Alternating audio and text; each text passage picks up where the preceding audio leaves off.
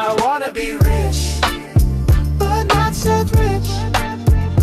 Know too much, get left in a ditch.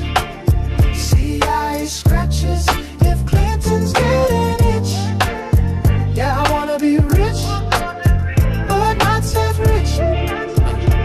Suit and tie, but I move like a glitch. Eyes wide shut, still dodging the snitch. Laptop missing, emails encrypted. Truth so loud, the mainstream clipped it. Flash drive full, got that dead man code, but I keep it cold like a heart on the road. DC nights where the back doors crack. One wrong file and you never come back. I wanna be rich, but not self-rich. Wiki leaking out your dome into a ditch. You wish the simulation had a glitch. You wanna be rich, but not self-rich. But not self-rich.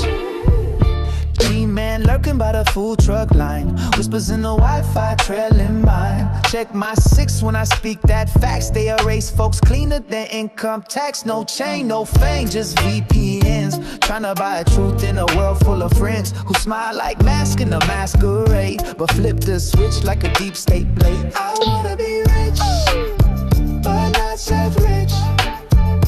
Know too much, get left in a ditch. CIA scratches if Clinton's getting itch. Yeah, I wanna be rich, but not self-rich. Can you save us, Britney Spears? Can we be saved? God, why is Satan controlling the universe?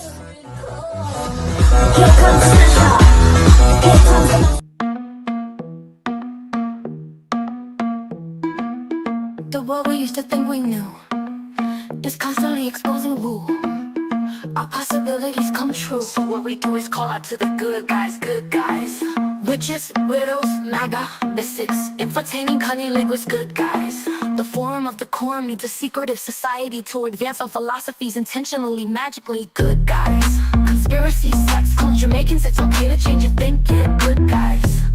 Good guys, good guys, good guys. The world we used to think we knew is constantly exposing woo. Our possibilities come true. So what we do is call out to the good guys, good guys. Witches, widows, MAGA, mystics, entertaining cunnilinguists, good guys. The forum of the quorum needs a secretive society to advance our philosophies intentionally, magically, good guys. Conspiracy, sex, culture, making it's okay to change your thinking, good guys. Good guys, good guys, good guys.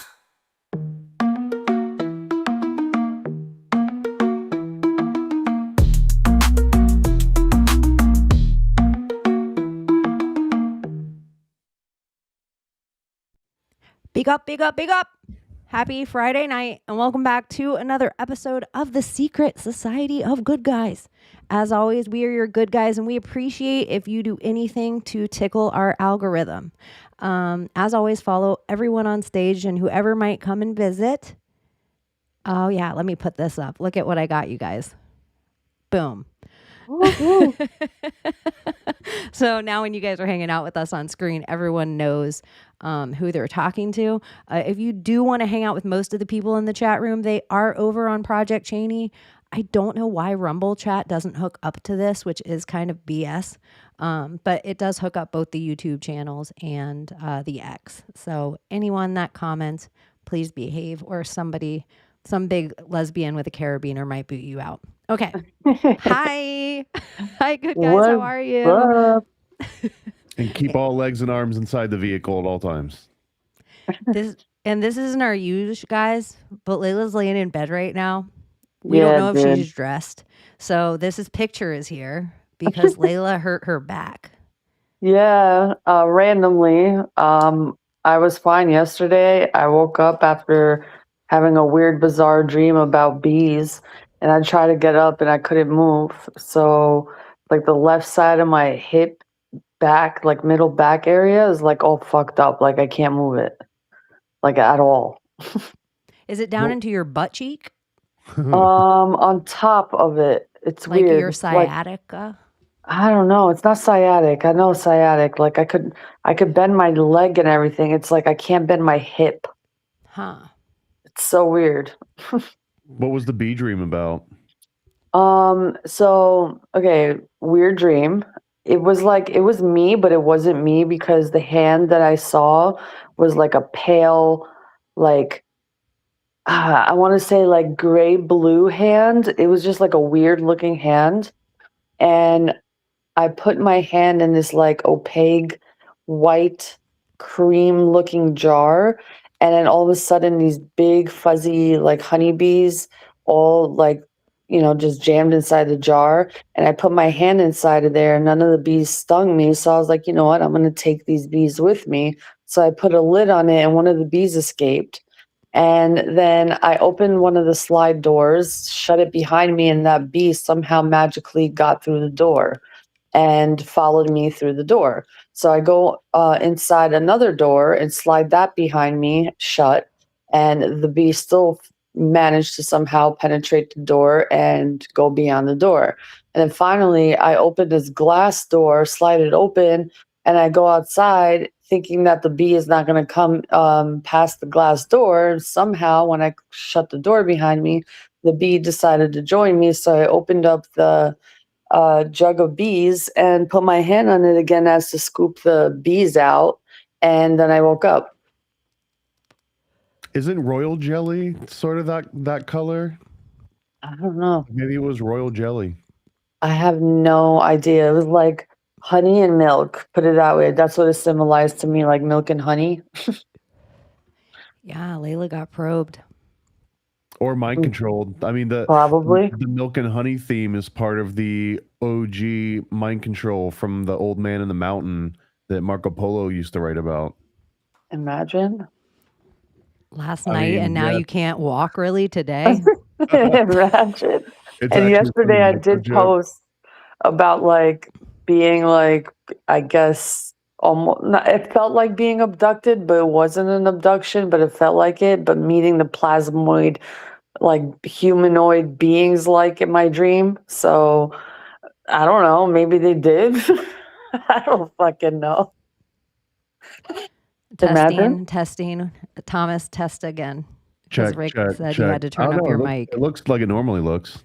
All for right, me. then I'll turn it up on my end. It could be I have my mic always kind of loud, and then Layla is on her phone, and for whatever reason, the technology of our phones always blows out the real mics in a room.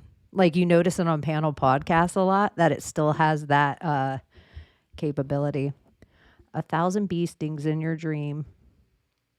It's kind of crazy, Layla. It's weird that you woke up, like maybe you were in pain in your sleep or clenching something. I don't know. Maybe I just slept wrong. Maybe like I had my leg in a position that wasn't supposed to be that way, and I slept on it in a weird position. That's the only thing I could think of right now. And you guys, FYI too, Abbie's supposed to be here in a minute. She's setting up her house right now. She got a new family member, but I'll let her share it with you when she gets here. So just so you guys, if you're wondering where Abbie is. So what else has been going on this week, you guys? I just recorded the first episode of Occult Book Club in like a year with Donut and Juan earlier today. So that'll be coming out soon. Oh, that's so fun. Oh, Does Juan's Juan back have a in the big game? long beard? He's finally back in the game, yeah. Good.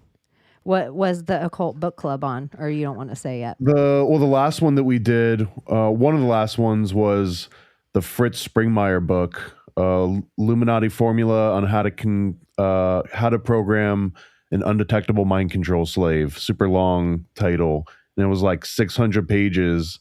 And the last time we got up to about 200, so we did the other 400 pages today. Oh, that's fun. That's exciting. Did you learn anything new, or you already knew it all? That's the first conspiracy book I ever found in 1997, 1998. I found it on some like Usenet or IRC or some weird corner of the internet.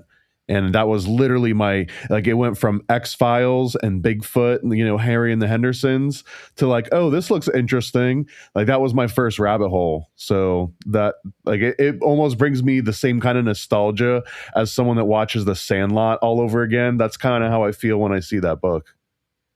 Is he still doing the homunculus We talked digs about a or? homunculus today. Yeah. Oh, nice.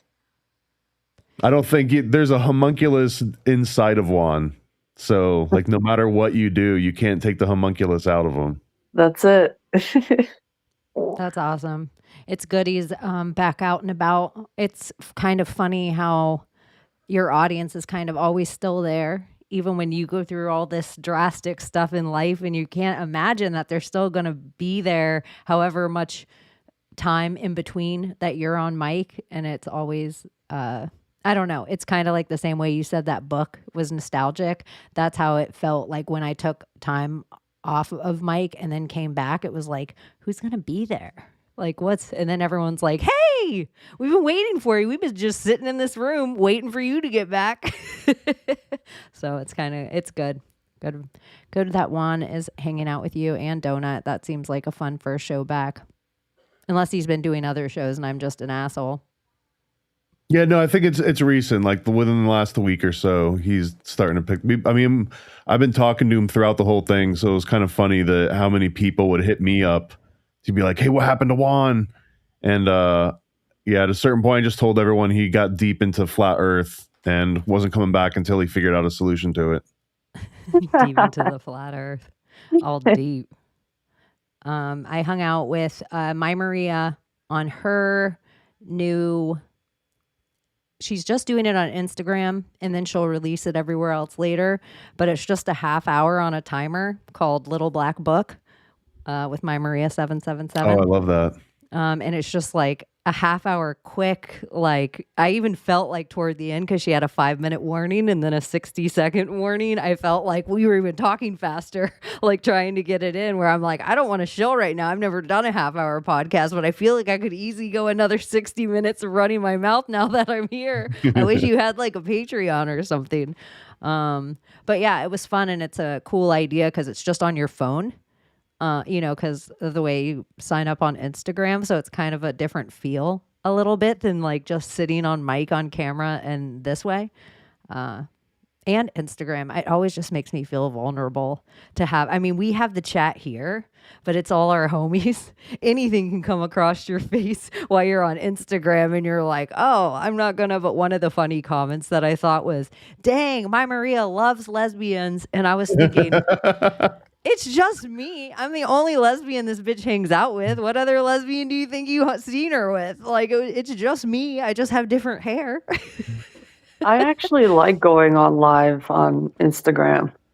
You're It's like comfy with it. Yeah, it's just like a place that I can just go on and just like splurge my thoughts and see what everyone, if they agree, don't agree, if they want to add something, whatever I'm feeling in the moment, and I want to talk to someone about it and just fucking go at it. It's fun. I like it. Go at it. I I don't think enjoy I've ever it. Yeah. done an impromptu live like that ever. You should. It's fun. On my good account, on my like not Project Chaney, but on Chaney and Wonderland account, I'm in trouble till 9/1 that I can't go live until 9/1. And every time I get banned like that, where they're like, you can't go live, and I can see like drastically in all my interaction, like they shove me in a corner where I'm like, oh, only it's like very small. I'm like, oh, this sucks. But I can't go live. And ever since January 6th, I'm like, every time it's to the T that I'm like, oh, a false flag or something weird's going to happen. I'm not allowed to go live and they think I'm going to be there. So I'm like, they take away my ability to do it. So it's just so weird that they took it away till 9/1. Oh, and here's the best part. It's from a post from 2023. Yeah, they tend to do that a lot. I know. I think it's like payment. Like they might owe me a good payment this month or whatever. Or it's because they're about to do some shit, and a couple of people actually will go to some shit and they don't just sit online and talk about it. So they're like, let's not let this bitch go live. She'll probably go to DC. It'll be the most random fucking video too. Like, really? Like, you're gonna flag that shit now? You know what they said it was too? Hateful and violent group. I was part of a hateful and violent group from something I posted in 2023. Sure, Jan. if you Sure, post everything is anything, hateful. if it gets picked up as like a QAnon type thing, that's the classification. Because when I did my adrenochrome documentary, that had like, it didn't even talk about conspiracy. It was literally all of just the scientific discoveries, just to like test the algorithm. That's the exact thing that I got hit with. It was basically promoting violent hate speech or violent extremism or violent extremist groups or something like that. It gets tied into a violent category, and then if you mention Tom Hanks and gloves a little too much, it gets into that exact same category. So it's weird when the ban comes up. You don't realize, like, what do you mean like promoting a violent group? What does that mean? That's what it's QAnon. That's the violent group they're talking They won't about. let me even click the post to see what post it was. Like I Yep. would even have any idea what I posted. And oh, Abbie's home. Yay! Hi. Hi. Are we gonna get to see? We told the audience a little bit. Well, my daughter like immediately went over to my son's house and had to show her brother and sister. So, Fill She's- in the audience about and your well, New my roommate. son got like 2 little toy poodles. Like he got one, and then a couple weeks later he got another one. And he got a male and a female. And I've been pet sitting them a lot, and they're so freaking cute, and they're so smart. Like he's got them fully trained, and like I don't know. My niece had toy poodles too, and then we found one today that was like this lady was like, "I can meet you in 20 minutes," and it was a really good deal. Like I had to make sure that there was like no hernias or anything like that because that's like an issue with toy poodles. What kind of deal are we talking? $600? Okay, that's not bad. Purebred. Yeah, purebred. She gave me all his like registered papers and all of it. Like there's other people that we were responding to. Oh, Okay, I didn't know if it was me because my computer's been glitchy tonight. Oh, you're I back. think she's back. Not She's all back. of it right now. You're back. You're back. My mic was doing something weird. So yeah, No, they were like great deal. for the papers. Like Oh, okay. I don't know what's going on.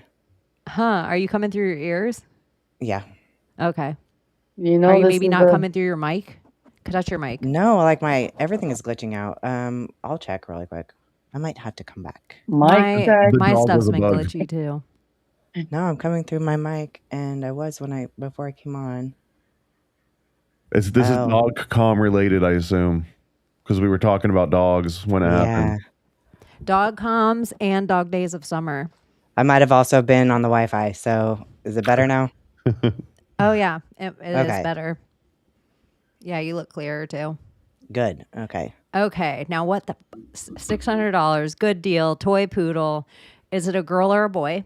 He's a little boy. We don't have a name yet, but I want to name him like something tough. So I'm like thinking like Apollo Creed because he's black, or like even Rocky Road Balboa or something. I don't know. All these boxer names are going to my head. Shaft. I had a German Shepherd named OJ. OJ, I like it. Yeah, his name was Obstructing Justice, and yeah, I always called him a big black killer. That's why I feel like a little dog has to have like especially a male has to have a tough name. I never felt so Southern as just this moment. Like, Yeah, I was gonna say that This actually little- kind of sounds bad. Yeah, OJ, my big black killer. But I mean, it's the same way. If you should name him George Floyd. I'd want to call him like George Foreman Floyd or something like that. Call him Georgie, and you'll know who That what another boxing Georgie. name, you know? You'll know. You'll know. Yeah.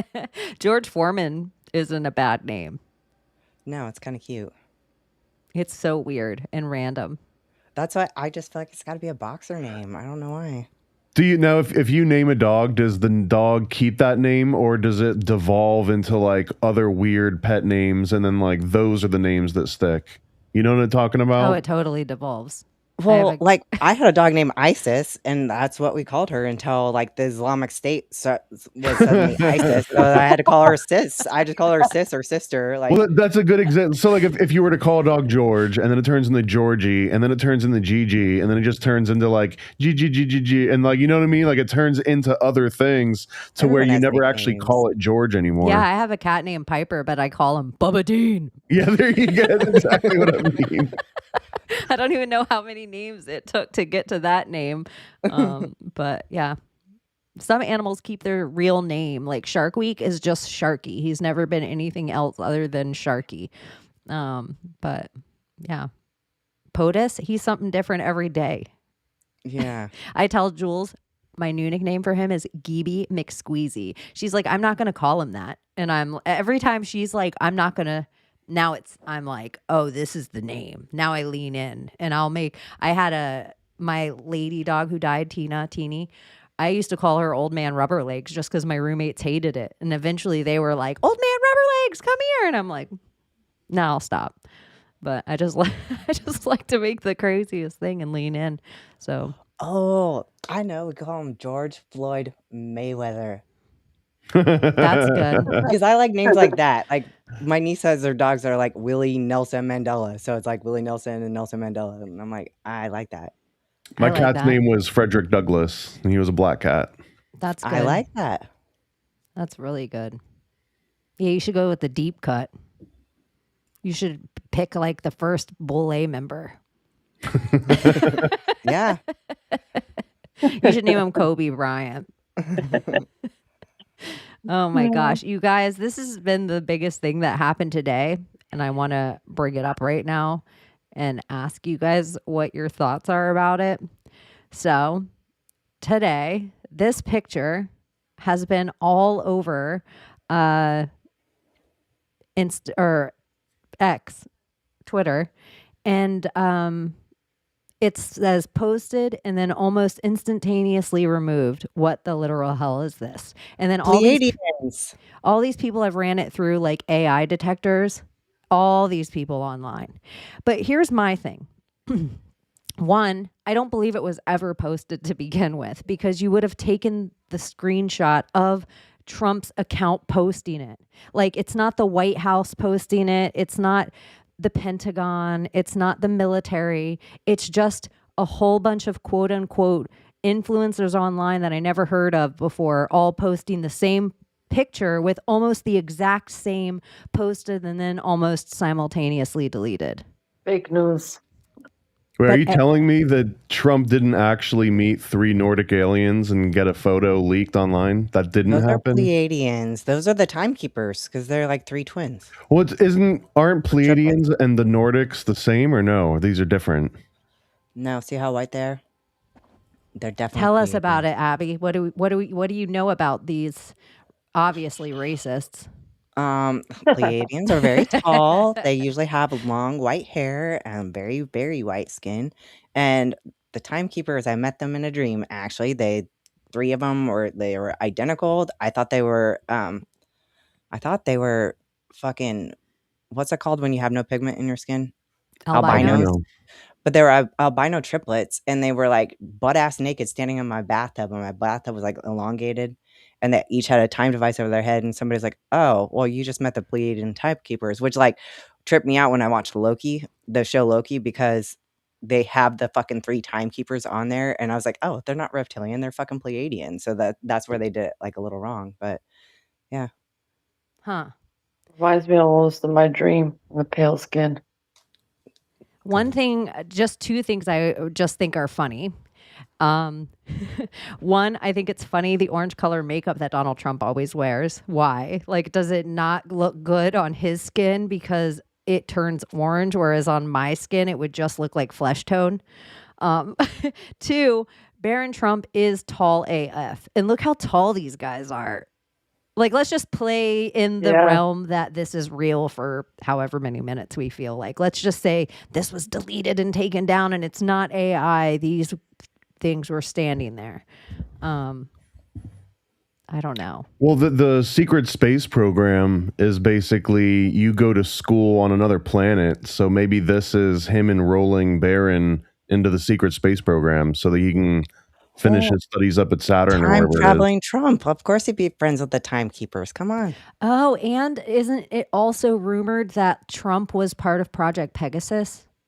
Isn't that one of the other weird time rumors of him? Pegasus? I don't even know a sis. Pegger, I hardly know her. Dude, Trump could totally be Pleiadian. Like, colors his hair that color and his skin is orange. Like, what? I don't know. He is tall, but his son is tall. Yeah. Tall. Hi. Oh That was yeah, on. That was 12:32 a.m. Hi, Just in Summer. case Mabel needs to Summer. know. Also, Yeah. are these like Hare Krishna out like uniforms that the Pleiadians are wearing? I don't know. I was like, are they? They look a little big top, like, but they also Well, MJ, reminded me of Michael Jackson. yeah. It is sort of Michael Jackson. Yeah, that's what I put online as my thing where it was like, how big of a conspiracy theorist are you? And I put a picture of 3 Michael Jacksons standing around Trump as the Isn't picture. David Icke like a big like believer in this Palladian stuff? Is A that lot the of right people are. character? I think so, yeah. Yeah, David Icke. Yeah. I think that David Icke has shifted a little bit because I actually got to interview him maybe last year. And that was one of the main things I was asking about how much his views have shifted from the reptilians that he was writing about in the 90s to what he's writing about now in, the 21st and the 2020s.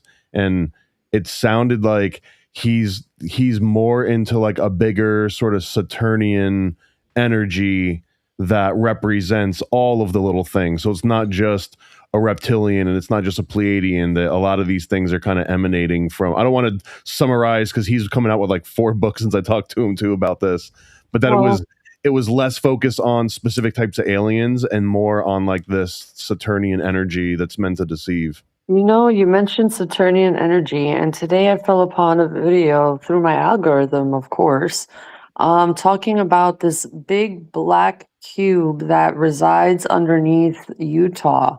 I don't know if you guys heard anything about that, but Utah. Sorry, go on. it's I guess connected to the whole Saturnian energy loosh system, where that's where all the energy is looshed to. It's pretty interesting. I didn't save the video. I just was like, oh, okay, another conspiracy, but it was fascinating. I don't know if you guys I'm heard. usually pretty skeptical on most things that come out, but when it involves Salt Lake City and cubes and like weird stuff, I almost like believe it by default instead of being skeptical by default.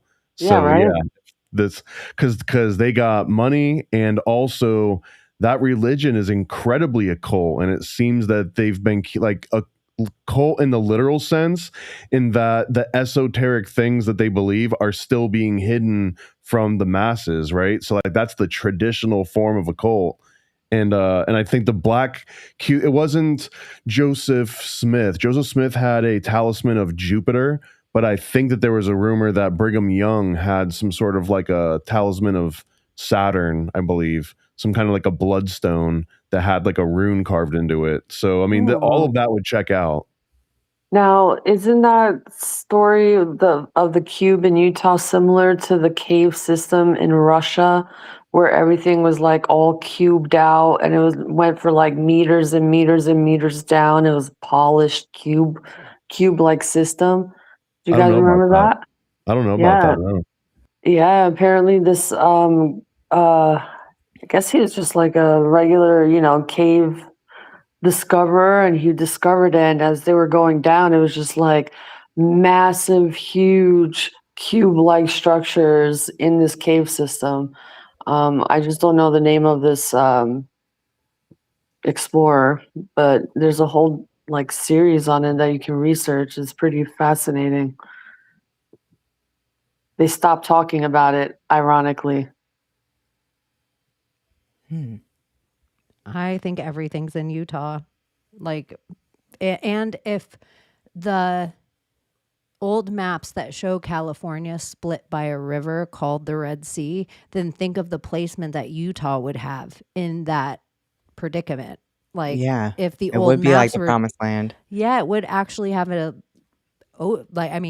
sea or a huge river that you couldn't see the other side of right up against it. So I don't know. There's a map. Well, there's an old map. I forgot what year. I think I took a snapshot of it, and this guy was talking about it, and it showed America, but right underneath it, in parentheses, it said Atlantis. And Oh I my was God. like, that fucking makes sense to me because this is like the so-called lost city that they're trying to say is lost, but they changed it so much and try to like make it their own. So I think that's what Atlantis was. It literally was this, and it's the lost land, and supposedly they found it. And you know, the fathers of our nation and whatnot, the story that That they makes gave a us. lot of sense, actually. Atlantic Ocean. But It's then it's also, like, going off of what you guys were saying, I'm sorry to interrupt you, Layla. no, you're good. The whole idea of the Red Sea and all of that. Okay, so Salt Lake City is a salt lake. Well, so is Pyramid Lake in Nevada, which has a pyramid in it. And it's like, what if Pyramid Lake, Nevada was on the Egypt side and it is the fucking Great Pyramid? Huh. Egypt side. If there was any water that was going between them that way, like Mediterranean style, then it would have been super curious. But the fact that it's underwater is so interesting because everything that they say about the Bermuda Triangle is that there's old structures underneath that area, which it is weird how there's a lack So- of ships going missing in the Bermuda Triangle these days. Okay, so Pyramid Lake too, that has the pyramid in it, saltwater lake, and it has this fish called the kiwi fish, and nobody but the Paiute tribe can fish this fish. So if you're a white person and you catch the fish, you definitely have to release it because you'll get in trouble. It's endangered, I guess. But the only other place in the world that they have a form of this fish is the Red Sea.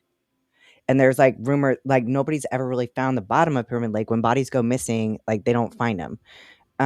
Because the bottom is clay.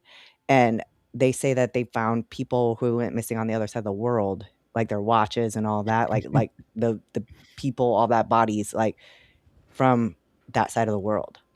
I like that you could just bring that up in like a random conversation. It sounds like such a threat.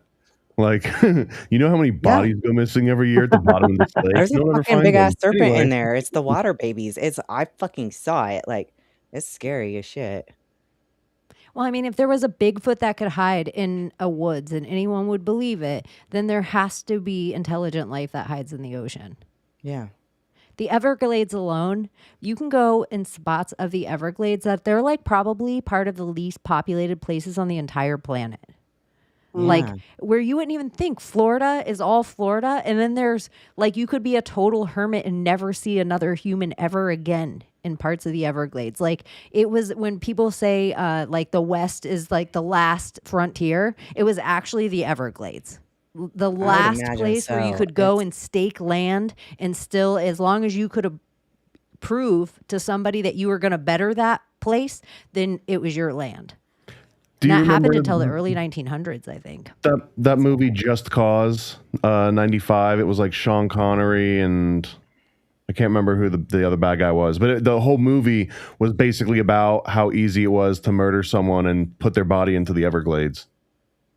And that the whole reason is because you were talking about the native people of like all around the surrounding areas. They all have crazy lore too. And in Everglades, especially, there is a different tribe that's not the Seminole tribe. And I wish I could remember the name because there's two different Indian tribes and they kind of sound like each other. They were just known to be 7 feet tall. So, like, Speaking of the Seneca? tall whites and the Pleiadians and things like that, they were just known. You can find at least 3 separate Florida Native American tribes, Native Florida tribes, Inuit tribe. I don't whatever name we're calling Floridians, the native people of Florida. They're all 7 feet tall and taller. Like you can find so much giant history. I was thinking about that today because, there's Miami, Florida. Well, Oklahoma. I was in Miami, Oklahoma today, but it's actually like, it's a tribe and it's actually Miami, like is how it's pronounced, but it's spelled exactly like Miami. So I know that's a Native American thing. Some Is people it- say it's like Mayan. Timucua? Timucua? I asked the agent, and the agent says that sounds like it would have been it. It was a Florida tribe. And by the way, no, Timucua. that movie about the Everglades is not that great. There's another great movie. I think it's about the Florida Everglades adaptation. That is great. I think Nick Nolte's in it. and it's about an Didn't orchid. didn't Survivor Man do like an episode there, like in the Everglades? I don't know. I think so. I know they did a Naked and Afraid, but that was in the swamps of Louisiana. But if you even see the bugs, you guys, Oh my gosh, it's I know the that middle of the would day. be hell. Like the Everglades, how stale it gets on the Gulf side of the Everglades, how like stagnant the air gets. Like just 1 p.m. Like 1 p.m., sun's all the way up. You stop on any one island. Like once your boat stops, you might as well be a piece of raw meat just hanging in the Everglades. It makes me like, if there is a like no mosquitoes are real and they're all genetically modified organisms, they were made because the only thing that makes living in the Everglades uninhabitable to most people is the bugs. Other than that, the amount of fish, the amount you can feed yourself, it is lawless. It is freedom. Like you can have your own island and build it up like the Indians did before you. You know, like you can do all that shit still to this day. But the mosquitoes will just drink you. Like they have pictures of like cows in the Everglades like covered by swarms of mosquitoes. Oh my God. Poor babies. Yeah, That's it's what I crazy. saw that That's Naked and torture. Afraid, and I was like, okay, not only are there snakes and gators and all that shit, then you've got freaking the bugs. The bugs would kill me. They were just like covered. The other thing in the Everglades, this is worse than the gators because the current, especially once you get out toward where you could visually see the opening of the Gulf, within a few miles away, the current starts to pick up. And gators are really lazy. They don't want to fight current. They like to lay like up in shores and like sit in places that they can get covered in moss. But bull sharks love current, and so the entirety, like nobody swims in the Everglades because bull sharks are like the meanest shark on the planet. And so you wouldn't think that. You're like, oh, Everglades, gators, snakes. Yeah. Like usually out once it starts getting toward the Atlantic side, the snakes, it's too salty. So they don't want to be up in there. But the bull sharks are crazy. And the dolphins that are in the Everglades, because they're the smart dolphins. So they just go up in the mangroves and just easy eat. Like they just swim in and out of the mangroves. Huge. They're the biggest dolphins you have ever seen. And they're battle. Like they're scarred up because they just are like, oh, what's up, bull shark? What's up? The Gulf is infested with fucking sharks right now, dude. We've had I think 6 or 7 fucking shark attacks already this past month. And it's like, if you go out in the boat, like I had posted a video, like sharks everywhere, baby shark teeth everywhere. Like my sister and her friend like went shark teeth hunting, and it was crazy how many amount of shark teeth they found on the fucking beach, and baby shark teeth. I don't know what's going on, but ever since like that earthquake, quote unquote earthquake happened, I don't believe it was an earthquake. They all shifted up towards like the shores of the Gulf.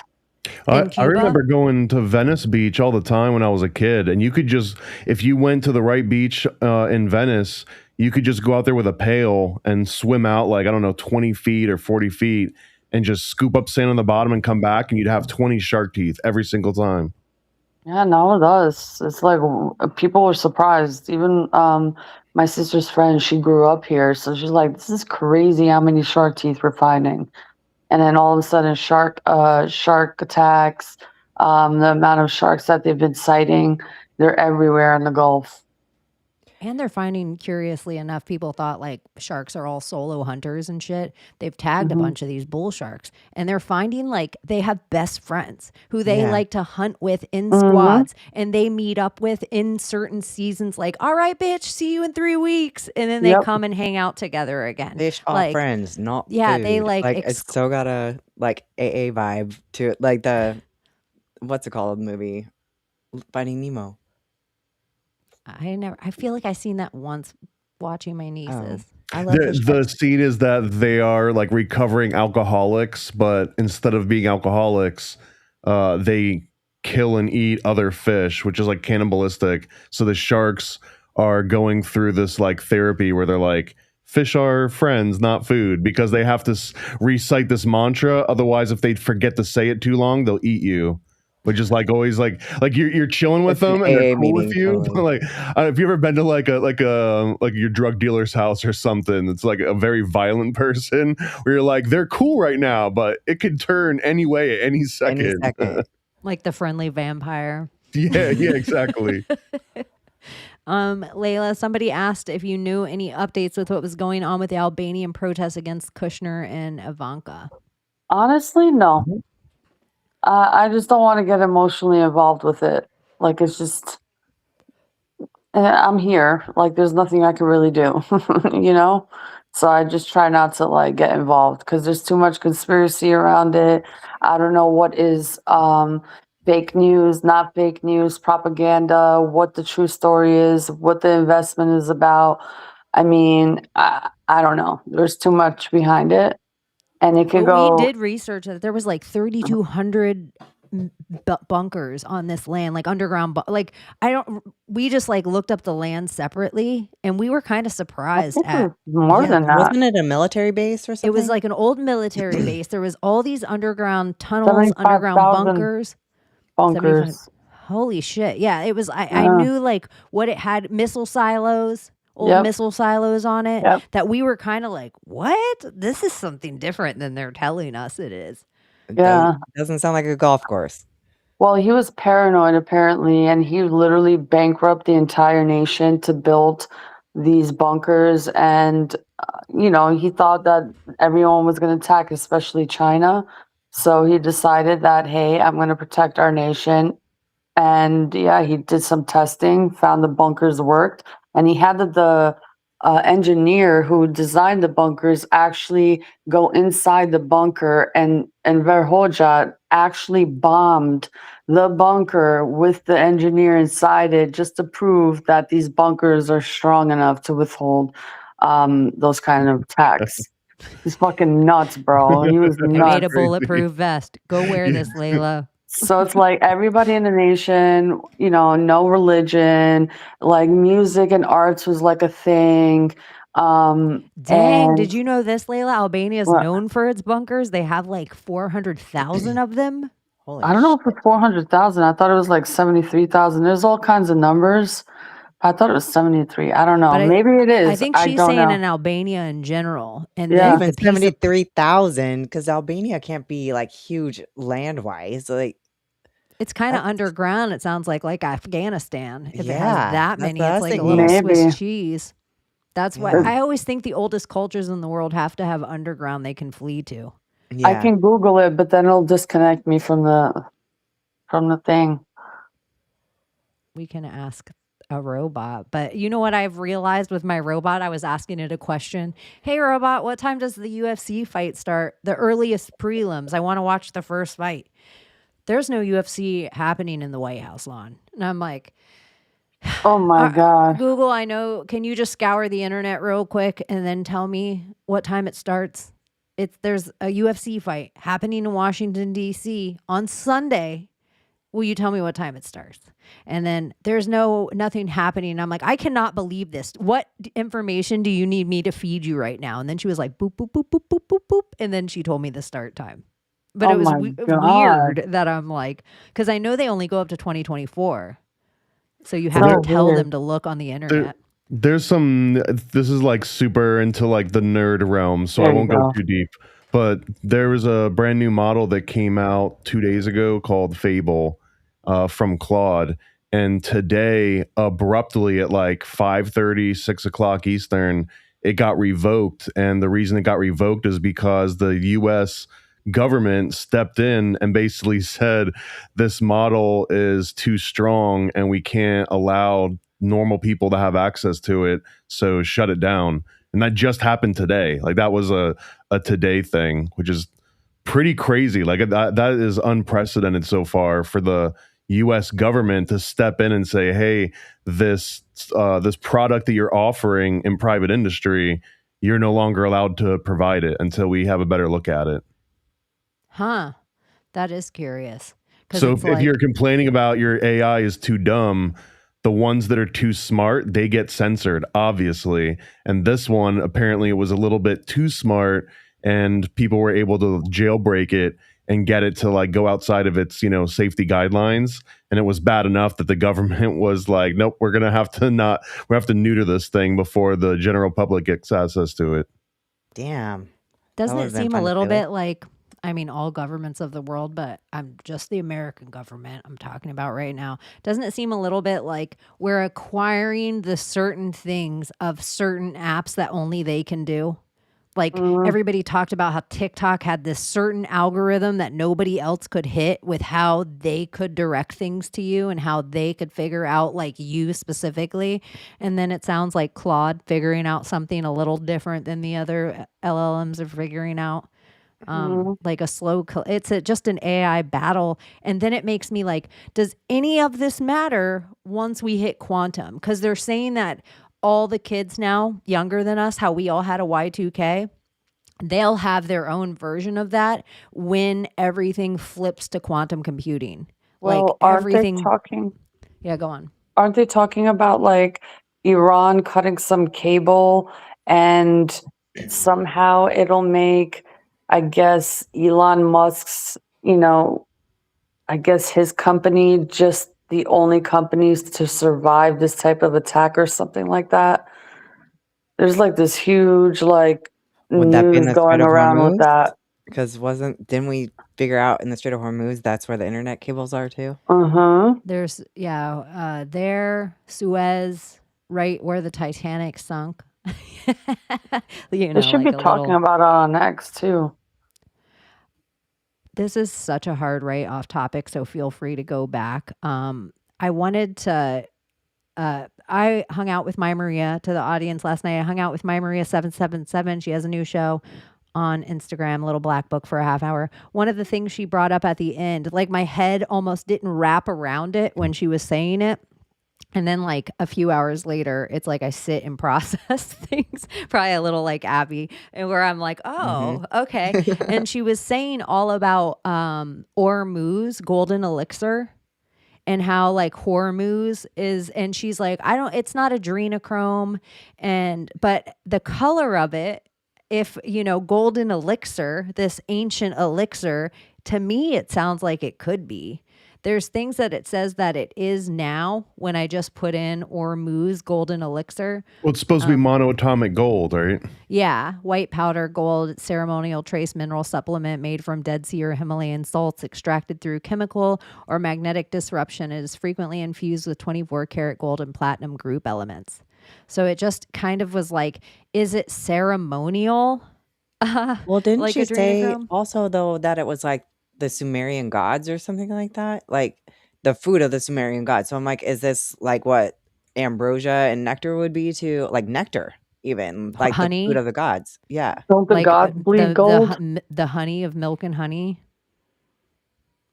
This was supposed to be patented by a guy named David Hudson, who's supposed to be in the 13 Illuminati bloodlines or whatever in the 1970s. He's the one that essentially patented this white powdered gold, monoatomic gold, Ormuz, all that came from this one guy. And I think one of the deep theories is that this is the liquid that was stored inside one of the arks, the Ark of the Covenant. Is this and this is when I found it, pretty much when I hit the age of something, and then all the first things of it are Zachariah Stitchin, I'm like, and I'm out. And I think that was this to me, where when I started to be like, oh, this is the only attachment to Samaria was Zachariah Stitchin. This one's a little, it's like Zechariah Sitchin, but it's instead of aliens, it's angels, kind of. He's a little wet. He's kind of bad. Isn't the myth, or like the Greek myth, that the gods bled gold? Hi, buddy. Is this the puppy? Yeah, this is the puppy. Okay. Oh my my word. His That's a George sister Floyd had the if I ever full, saw like, one. had her face shaved. She had the full poodle cut. It was so cute. And I was You know like, how I know that's a George Floyd? Because I want to smother it right away. You know how it has I know to be it's George a Floyd George Mayweather, Floyd? so that way he's still tough. I know it's a George Floyd because it's got a little fentanyl all in its face. There's a little bit of white in its beard, but that is a Yep. cute little floof. He is. He's so cute. That's a cute little floof. It'll get me out of bed in the morning, so I figured it was a good thing. Oh my word. It is dog season. I know you're like it happens in threes. You're the third person I know that's gotten a dog in the last couple of days. And I'm not a dog person. I'm a cat person. Is this your first? I've had dogs, but I lived in the country, and my driveway was like a quarter of a mile long, and so people would just drop off their animals at the end of my driveway because I couldn't see them from my house. And so I've had lots of dogs, lots of cats. You know, I just never really got attached to them. I just took care of them. But yeah, first dog that I actually like went and got a puppy. I hate puppies. Oh my gosh, they're hard. Like everybody I see that has them, I'm like, I would not want to do that. So here I am. Here you are with your little puppy. Can you ask George if he would fuck his clone? George, would you fuck your clone? He doesn't even know what that is yet. He said doggy style. Oh my word. I have no interest right now in little dog. If I hadn't puppy sat, I wouldn't, but man, they're freaking cute. I just wouldn't want two. Like they're crazy to do two puppies at once. I'm like, hell no. I want a hairless cat. You know what? I thought I did, but you have to do too much to them. Exactly. You have to like wash them and Yeah. like you have to put clothes on them because they get sunburned. I don't want like, babies, and this will be like a perfect like baby. Yeah, it will actually. Your And it would hairless love you cat. because they like to be. They are so weird looking though. I like it. I love it. I love the slaps. I would probably hairless cat over dog right now in my life, but I'm not gonna do either. I have to keep saying it because I always end up with people that I love's animals. And then I have them for 15, 20 years that it's just this animal. In the last 4 years of animal are always hospice care.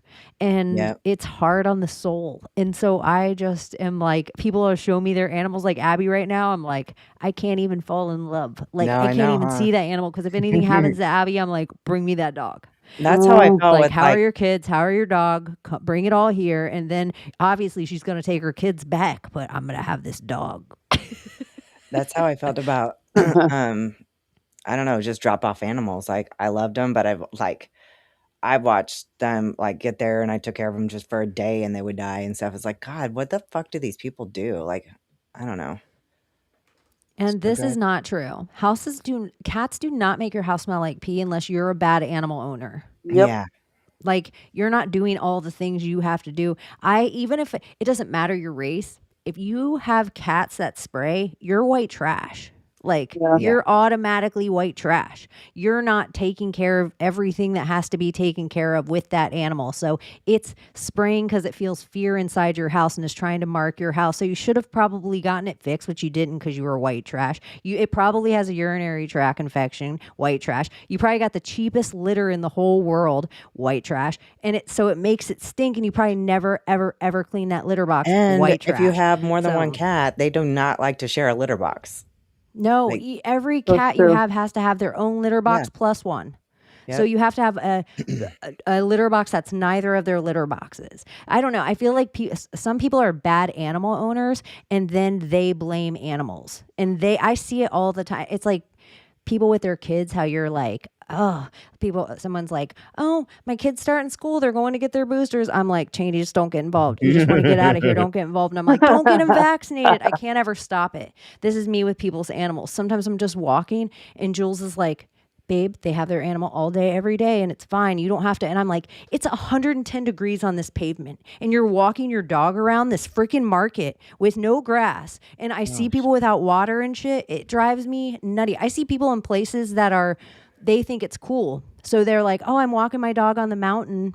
I've seen so much tragedy happen because people are bad dog owners or bad cat owners. So I just also am like, trash. You know what's crazy too is like the animals don't even realize it. So even if they've got the worst owner, to them it's still like the best owner.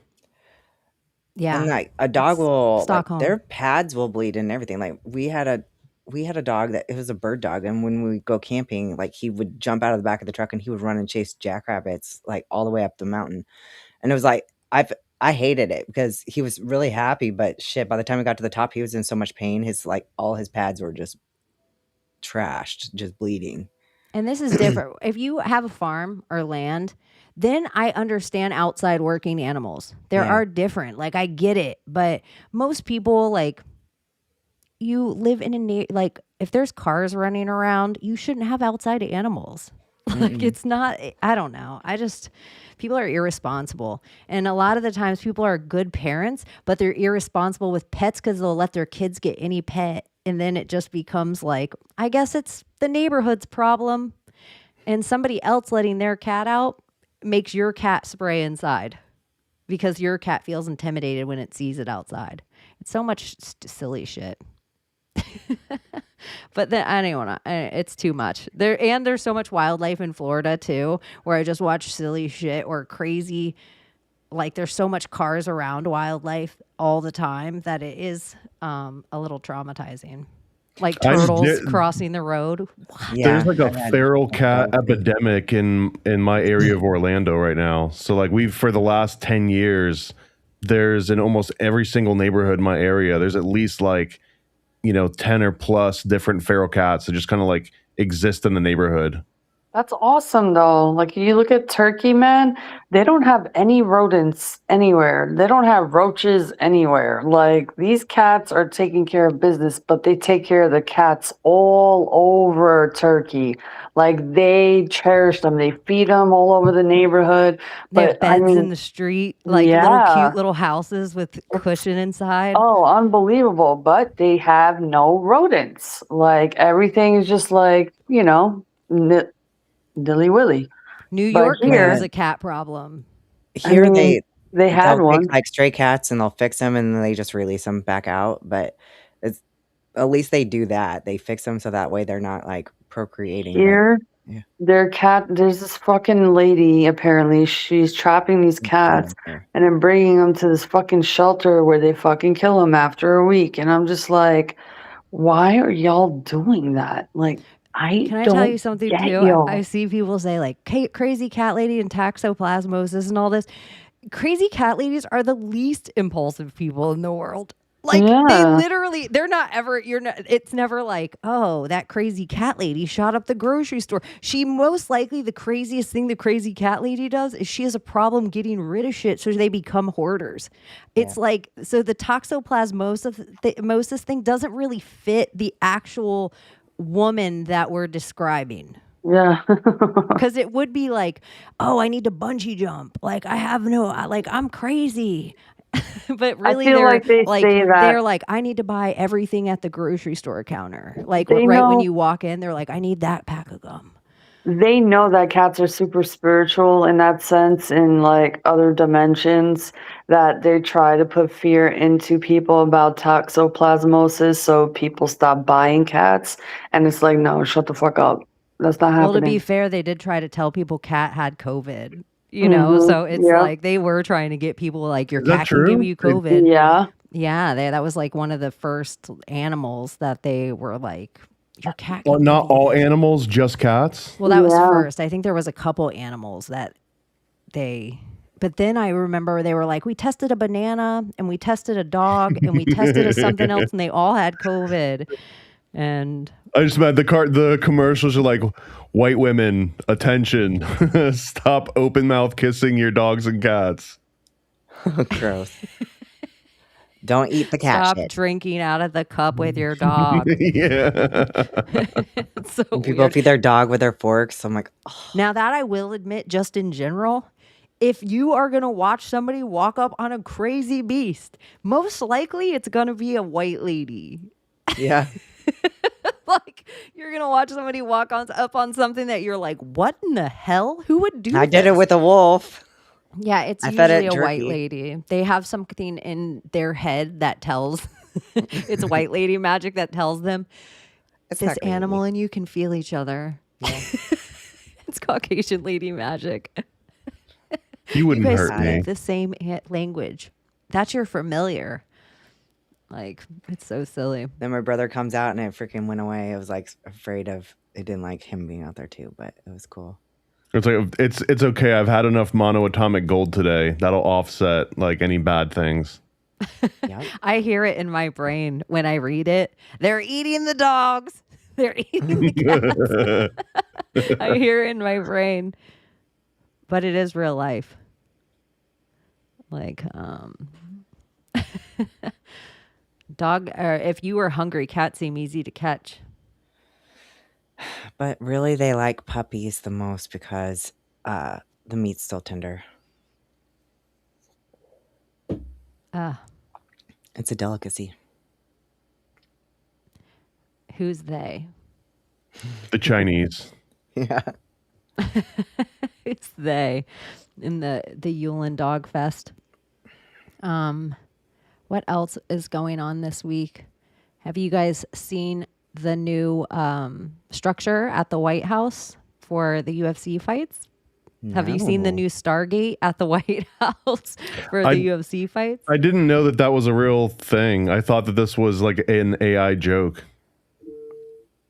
This is the structure being put up from the side that you would see the Washington Monument, and then behind it is... Is this even going to be a good fight, or is it just some random fight? I think it is going to be a good fight, but I'm not... Is it an important fight? Is this like... There's two title fights. There's a title fight. Ilia Topuria, in my opinion, is probably one of the best MMA fighters of all time, which is so much to say. Like, it's such a huge deal, but he's really next level to watch. He's one of the better boxers, in my opinion, in UFC. He just has killer hands. And I think Justin Gaethje also is a great boxer. So that's like the main event. The odds, in my opinion, Ilia knocks Justin Gaethje out in round 1 or 2. If Justin Gaethje were to pull the upset, probably the odds right now are like, he's probably a 450 underdog, which for people that don't gamble, like if you bet $1, you get $4.50 for every dollar you bet on Justin Gaethje.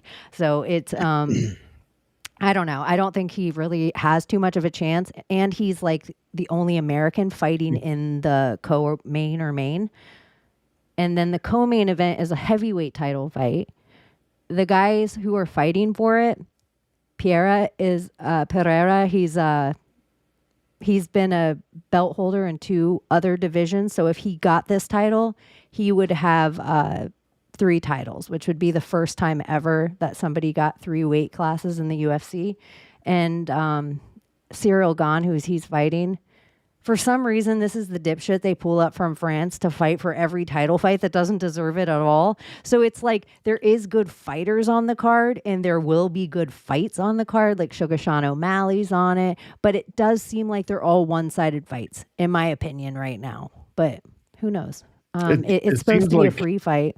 But it's like the most exciting, most exciting thing that's ever happened at the White House in the last 100 years, except for when a crazy person jumps over the fence with like a gun or something and then gets tackled by Secret Service. But like other than that, there's really never a reason that anyone cares about anything going on at the White House. Yeah, and though. What, Layla? What does that say globally to everybody else in the world watching? What they're used to seeing coming from the White House and to what they're seeing now. What does that say to everyone in the world seeing it? I don't know. What, the UFC fight? What it says to the world seeing it? I mean, it's better than having like, I'm sorry. I think it's like we're still culturally relevant. Like, hey, here's another example of why American culture should keep permeating through the rest of every other culture. I think it's interesting because MMA is actually a worldwide sport. So I would say probably people in other countries even care about it more than they do in America, even though like we think we have some of these huge fighters, but Conor McGregor ain't bigger in America than he is in Ireland.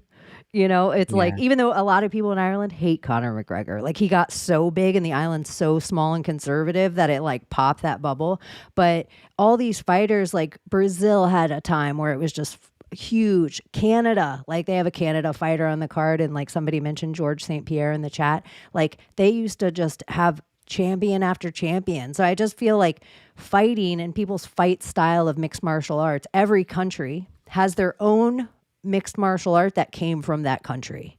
Like ours is American wrestling, which people don't think of as a martial art until you try to go against it with your jujitsu.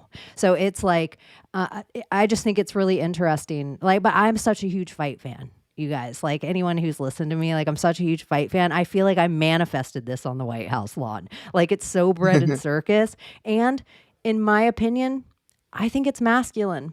And a thing that I think Americans are losing. Like, I think we are losing our masculinity as a culture. Everything is so soft and so smooth. And like, even the fact that I open up my X and the amount of grown men I see talk about clavicular, good, bad, or indifferent. Why are you wasting your fucking grown man time talking? You're a grown man. You're in your 40s, 50s, and you're talking about this. It's just crazy to me. So I'm like, we could be in a time where grown men knew how to fist fight again. Well, also MMA is twice as popular in the US as soccer is, and every single corporation and government has been trying to push soccer on us since I was a kid. I remember when they were trying to get everybody involved in that thing, and it hasn't taken root in almost 50 years still. And then MMA comes around maybe like 20 or 30 years ago, and it's already twice as popular as that. So I think maybe that's the other signal we're sending to the world is like, hey, we don't want your soccer. Here's what we want. And that World Cup up your ass. Everybody's like, oh, it's an event for the elites, blah, blah, blah, blah, blah. Like 80% of the tickets are all going to active military members. So I like, in my head, that's kind of cool too. The UFC's always been known. Like, it's not like this is all new stuff. Like, oh, they're just doing this for the clicks and the, like, no, this is what the UFC has always been. Like, this is kind of who they are. They're an American company. It's our 250th birthday. They're huge. Everybody, with what's fixed and what's not fixed, probably all the sports are. Doesn't everything feel fixed? Doesn't everything feel kind of fake? Like, I don't know. So I feel like I'm excited to watch a fist fight in the lawn. And in the way of like even the IPO getting released today from SpaceX and Flag Day, Sunday, UFC fights never happen on a Sunday. You have all these active military members that are all getting to Washington, D.C. right before we're about to have the entirety of the Americas invaded by a soccer tournament. But I just see it as an invasion of a whole bunch of military-age men that we are assuming are soccer fans that are coming into all these huge cities in Mexico, Canada, and in America that will panic people. People are so dumb. And if we tell them, oh, there's these terrorist things that you guys should watch out for, there's things that your life might be on the line. But if we have a few thousand active military members to spread out into these countries, then from DC, then nobody questions anything, and we can support. That's very tactical. Yeah, in my head, if I were a secret society of good guy like general, that's what I would do. Because you can't panic the American people. They're so silly. Do you think the handoff of the FIFA ball from Putin to Trump has anything to do with the current state of the FIFA matters or no? What's the current state of the FIFA matters? Well, the threat, and maybe there's something else that we're not paying attention to, and maybe there's going to be some kind of switch again tied to like the whole Hormuz cable that they want to cut in Iran, and then everything going to like one company because it's off of Elon Musk's technology. I don't know. I almost think in the like a speed of putting up SpaceX is it takes away the threat of a cable cutting from a country.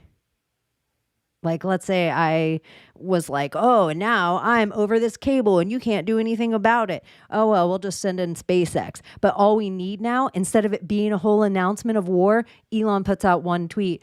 Oh, Syria now has SpaceX. That's really how I think war is now, is everybody's waiting for the shock and awe of the 90s. And I think everything's done with a tweet and everyone's expecting, oh, somebody said this to a reporter and then they run with it. Like that's 100 when I think that's just, I said something to scare Thomas to do something else. Like I think more of that's going on. I think we're really early stages too, because we're not even at the point yet where, say, like Iran is like, all right, well, we're just going to take down a few of those Starlink satellites, right? Like as soon as that kind of thing starts happening, because that used to be what you would consider maritime law, like maritime warfare, where now you're on international waters and different rules apply than they would on land. And I wonder if there's like a space version of that, like a space maritime law that once you initiate an aggressive or hostile action in space, if that follows some different protocol. I wonder, because I do know like a state only has so much sky up until a point, and then it becomes federal up until a point. I wonder if there is a maritime point, and that is, somebody told me, a rocket scientist told me this once in a doctor's appointment, and I was asking him. He worked at NASA for a really long time, and I was like, oh. I wanted to flat earth him, but I was trying to like walk into it slowly in my head. And he kind of cut me off at the pass with a conspiracy I'd never, ever thought of before, where he said, sometimes you have to say space station because you really just have to drop off cargo somewhere in the middle of wartime. And I was like, oh my gosh, like everything, like they're not even trying to shoot anything to space. Like everything's going somewhere. Even if it fell into the ocean somewhere, a ship could pick it up in seconds with a beeper on it.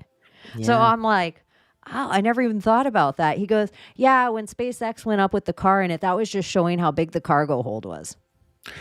Also, I mean, hear me out too. And you're the one that brought up Zecharia Sitchin. But if we were put here to mine gold, then that would be an obvious thing, is that you'd have to then bring it out to some like payload station, right? Like on some sort of regular interval to show the aliens that we're doing our slave labor like we're supposed to be.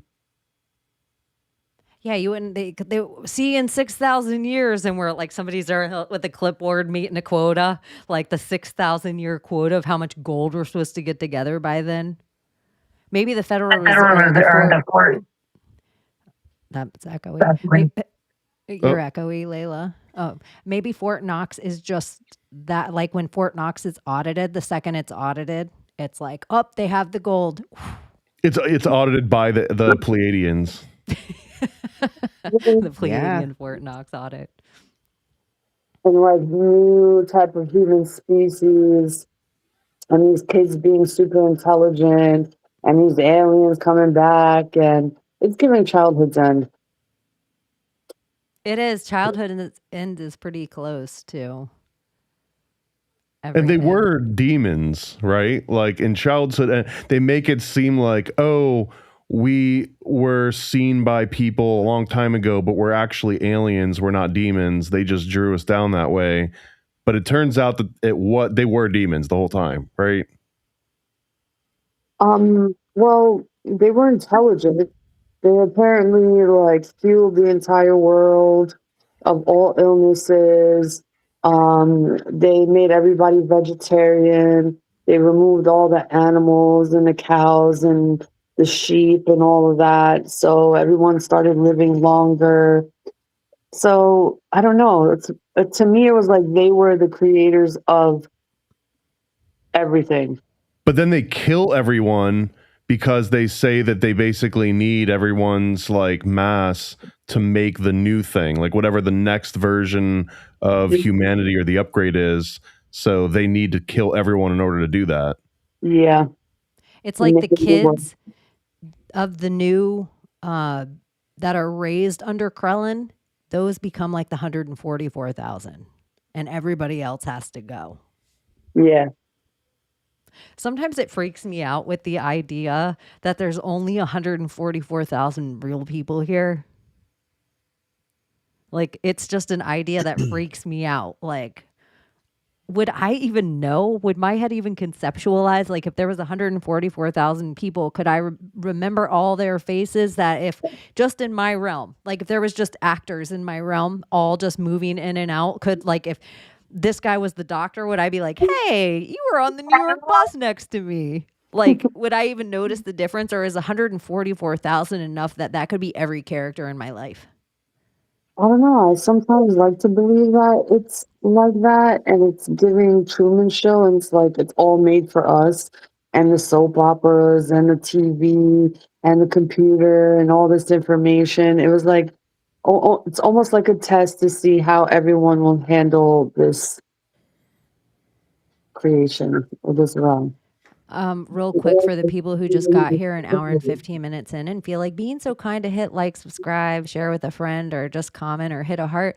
Layla isn't in timeout today. Layla, do you want to share with everyone? I can't move. I'm like half paralyzed. No, I'm kidding.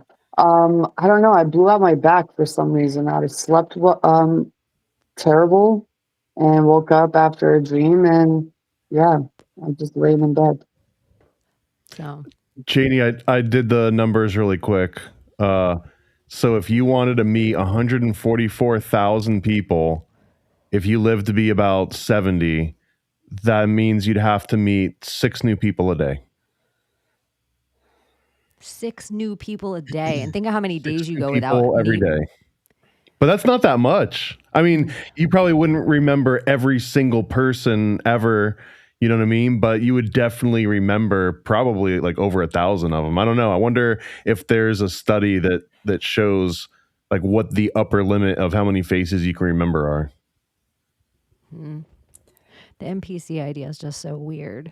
Like, But it makes sense to me. Like, there's some people that just stay on their track. Like, they absolutely are not going to like divert from the script, just like in a dream. So I don't know. How I feel. Sometimes my thoughts, become real. The things we say sometimes on here becomes real, and it's like it was like me. And I know how it sounds, but sometimes I can't help but feel like it's that way. Like it was made for the 144,000, and the rest are NPCs, like clone like fake humans, and I don't know. I really do think that 8 billion is hyper inflated. Mhm. this is like schism narcissism in a weird way, but sometimes where it just feels like there isn't that many of us that are real. And so in the same way you can kind of like make a dog, you're like, come here, come here, come here, and a dog will eventually come to you. That's what NPCs kind of feel like. And so even some celebrities feel like NPCs. And so sometimes with meme magic or with silly stuff that we do here, or we talk about it in our zeitgeist, and then the celebrity appears, it feels like the exact same thing. It feels like some of us are real, and the ones that aren't real, we can just conjure into our reality. Yeah. And the real people have anchors in their own reality, so you can't do that. Yeah.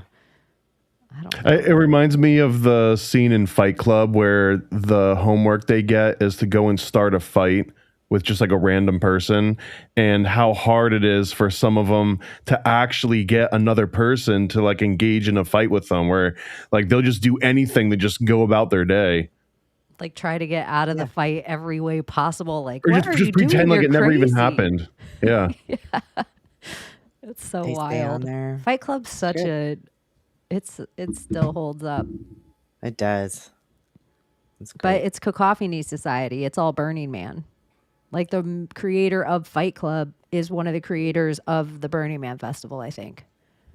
So it does make sense that What's it's the name, like that's kind Howard? of what you're doing. Like the same way if you went to the house in Fight Club and you lose all your possessions and you lose your name until your death, where you're Robert Paulson, that's what you're doing in the desert. You're losing all your possessions. You're losing your name. You're becoming like a whole new version of yourself. So I feel like that's super also like Antifa. That's basically like Antifa just recruits the same way that Fight Club does. Well, that's communism in general. I know people like with all the isms that people want to debate with, but in a place that you cannot worship as you people do. So many people like we take for granted that we just are allowed to meet up and do this, go to a Catholic church, go to a Buddhism, go whatever religion I pick tomorrow, I can find a place and go do that and become that thing in America. And that's just totally, but in a communist place, you're not allowed to have a God. You have a government. And I don't think people realize, like, that's where a lot of crazy mishmash of religion come, is people flee from communism or the place finally breaks down and then they discover it. And so all of a sudden they want every religious relic they were never allowed to have. They want every one that anyone tells them is good.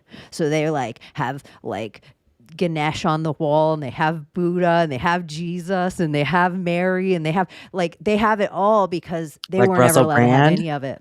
I feel like his tattoos are all like that. He's just he's MI6, and I feel like in a weird way they're like the weakest of the they're the weak. That's their high water mark now, is Russell Brand lady hips. I feel like they're all like theosophists. Like they act like they're Christian, but it's theosophy. What's theosophy?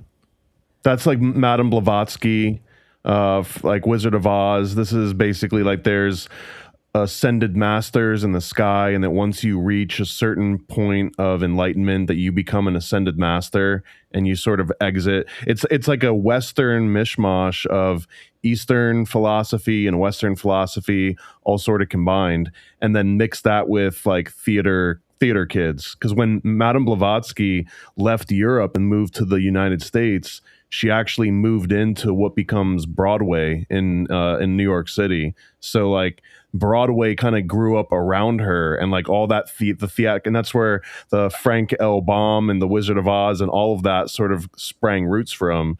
So I feel like that's kind of like the theater kid version.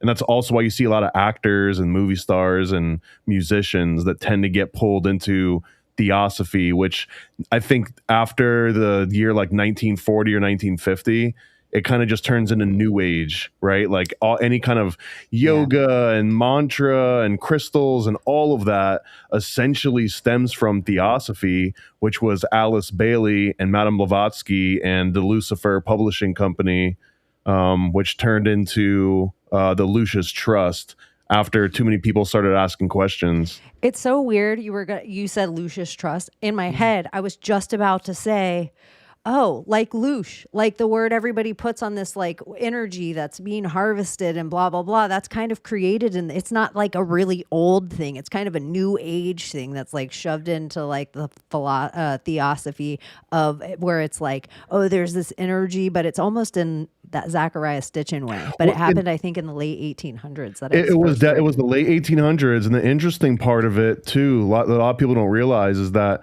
But like right as it also got big in America, they went on tour into India, and they brought this like new age philosophy into India. These, like Madame Blavatsky and her inner circle, and then it gets big in India. So now when it's like, oh, it relates to this ancient Indian tradition, like, no, it's the same. There was just like the American version and the Indian version, and then they both sort of like complemented each other. But people think just because it came from India, it must be this ancient sort of religion. Like, no, it's the exact same thing that Blavatsky kind of found. I think Lucius, though, is such a dope boy name.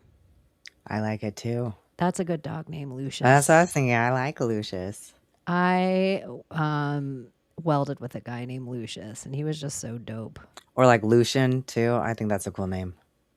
Lucius. The guy Lucius too, he was like a thin guy, like a lean guy, but he had a really deep voice. Like one of those like lean guys, but a huge deep voice where you would just never expect it, where you were almost like, dang, you should go do the radio or something. Yeah. Booming voice. Like Lucius. But I never even heard the name before until I was like, damn, is that Italian? Is that What is Italian it? or something? It's Lucifer, yeah. I think the Luciferian. Loosh. I feel like it was written about. This is so lame. I can't Google it. What are you Googling? I was gonna like when the word Lucius first talked about. Oh, Robert Monroe. Oh, okay. The Monroe Institute, which brings us right back into more conspiracy theory, because the Monroe Institute is where I think that there was like government contracts when the military wants to find out about sort of like new age things and how to weaponize, like how do you weaponize Loosh? that would basically go through the Monroe Institute. This was like the 80s, I think, the mid 80s. Huh. Yeah, I thought it was like such a new age thing when it was first talked about. It feels like it was kind of put on our timeline around the same time that Ingersoll Lockwood was. Like where you can't find anything written about it before 2017. And then all of a sudden it's just like a word in the zeitgeist. But then everyone's like, no, this is a really old book. This is a really old author. And it just feels like complete AI. Pleiadians probably putting it on the timeline. You know what? It's old world theory, but just apply that to religion and New Ageism. Like it really is brand new, but it gets repackaged as if it's this like old ancient thing. Do you think the mirror pond that has been all this thing where people have been acting so crazy about it? Where if you believe that like Donald Trump is like, here's how people defeat lie detector tests, right? This is one of the strategies apparently, is that when they ask you the question, you ask yourself a different question in your mind and you answer that one, right? So now if someone were to ask him, hey, did you ever drain the swamp? Now he can be like, yeah, I drained the swamp, right? Like it's clean now. Like this is his version of being able to honestly answer that question. No one drained it better than me. It was the biggest swamp. That was all I was talking about, was draining the mirror pond. But sincerely, like, I really don't understand. Like, if we have people coming from other countries, I didn't understand how much of DC. Look, last time I went to DC was J6. The time before that, I am just telling you, I was like, let's just stay in this area. It seems sketch as shit over there. And it was dirty as hell. It was graffitied. And this has been for years. I feel like it's just looked like garbage. I don't understand what the hardship is on everyone to just have a place that looks like something you'd be proud, like, oh, somebody's coming to visit. Look at my... Well, the problem is once you get far enough away from DC, you're basically in Baltimore, and the chance of you getting shot go up like 400% or like 4,000%. But even in the mirror pond of it all, I was wondering in the Tartarian tech of it all when we were talking about old world. Yes. Do you think it was ever mercury in there, and that's why it's so shallow? In the pool, there was just a big mercury pool, and they were all making hats. Yeah, well, just if in all the Tartarian tech that you ever see, all the old castles all have moats around them. And in the moats, they said was mercury, or underneath some old buildings, they're finding like puddles and pools of mercury. And so they're like, oh, this was, for the Tesla energy. Like people always say this about the free energy. And so in the DC of it all, it looks so much like an old world, like one of the last remaining old world relics that's kind of held. You got like the Vatican, City of London, you got like DC, but it's just... I really prefer the theory that it was all made at the same time. So like, for example, all of the buildings that look like they're from ancient Rome were from ancient Rome. They just happen to have been built in the New World during that time period. I know it's silly and ridiculous, but I find that one to be just as interesting. Say it again. Like the old world, like for example, the theories that the pyramids that we've got in this country, those are the actual pyramids. Like the Egyptian pyramids are actually in the US. Like DC is Rome, and so all the aqueducts running again, or like feel like we're turning on some ancient technology. And this is in my logic. I'm just gonna tell you guys. I know DC gets cold as shit, like cold as shit. Which maybe an ice rink could be on that big mirror pond. I don't know what happens. But here in a shallow water in a bird bath, the amount of algae that builds up in just a few hours sitting in the Florida sun because of shallow once the water gets a certain temperature. And so this mirror pond is just crazy, weird architecture. Like it just doesn't, it's like, this is obviously going to be filled with algae all the time unless you had cold water pumps. Like there would have to be cold, it would have to be freezing water to not gather this algae because of how shallow it is. I didn't know it was only like 2 feet deep in the deepest part. I thought it was just like, Too many people were drowning themselves in it. well, it's like Jenny running across it. I can't believe it didn't all dawn on me. Like, oh, Because she anyways. was like Jesus. Too. What, Layla? Wasn't Kanye West like doing some kind of performance on that water once before? Oh, probably. Or was it some other rapper or something? Probably. I don't know. They should do something. We'll see. I just feel like it's going to be an interesting month. From Trump's birthday, Flag Day, all the way until 4th of July. Like, I feel like buckle up. I mean, I feel like if he doesn't care about anyone's feelings, he should have turned the pool into like a big mud wrestling match and like had that be the kickoff to the UFC fight. What about mud with Bigfoot and then USA 1 in it? Like, let's go Like the full monster truck? Yeah. Like, let's go full Americana. This is the other thing, you guys, I really can't. Nobody called fucking Vanilli and asked them to perform anywhere. I feel like if we wanted to get Vanilli on this podcast, we could. Nobody asked C from CNC Music Factory to come and perform anywhere. So it's just like that whole entire list was so fake and fraudulent. Like the amount of weird stuff that I've seen come out that just been blatant, even like this picture. This picture was just put up and then just taken down, but nobody took a picture of any of the site. Who put it up? Who? Where everybody's just running with it online like it's the new thing. Who put it up? And so I don't know. I feel like tomorrow the New York Times is going to be putting up the internet's incensed because they said this was put up and taken down. Do you think we could run it through the AI and it could tell us where it was like originated from? You could probably ask who was With the the first picture? person to post it. You could probably be like, who was the first person to put this on X? Yeah. What list were you talking about with musicians? Yeah, there was like supposed to be some Freedom Fest concert that nobody in DC seemed to know about. Like, but all the musicians that canceled on it were like Bret Michaels from Poison, the one dude from CNC Music Factory, the surviving member of Milli Vanilli, like Vanilla Ice. It was like, That sounds like a joke. dude. And really the only one that had anything going on is Bret Michaels is one of the people in the new reality show that just came out on Netflix. They should have added the New Kids on the Block.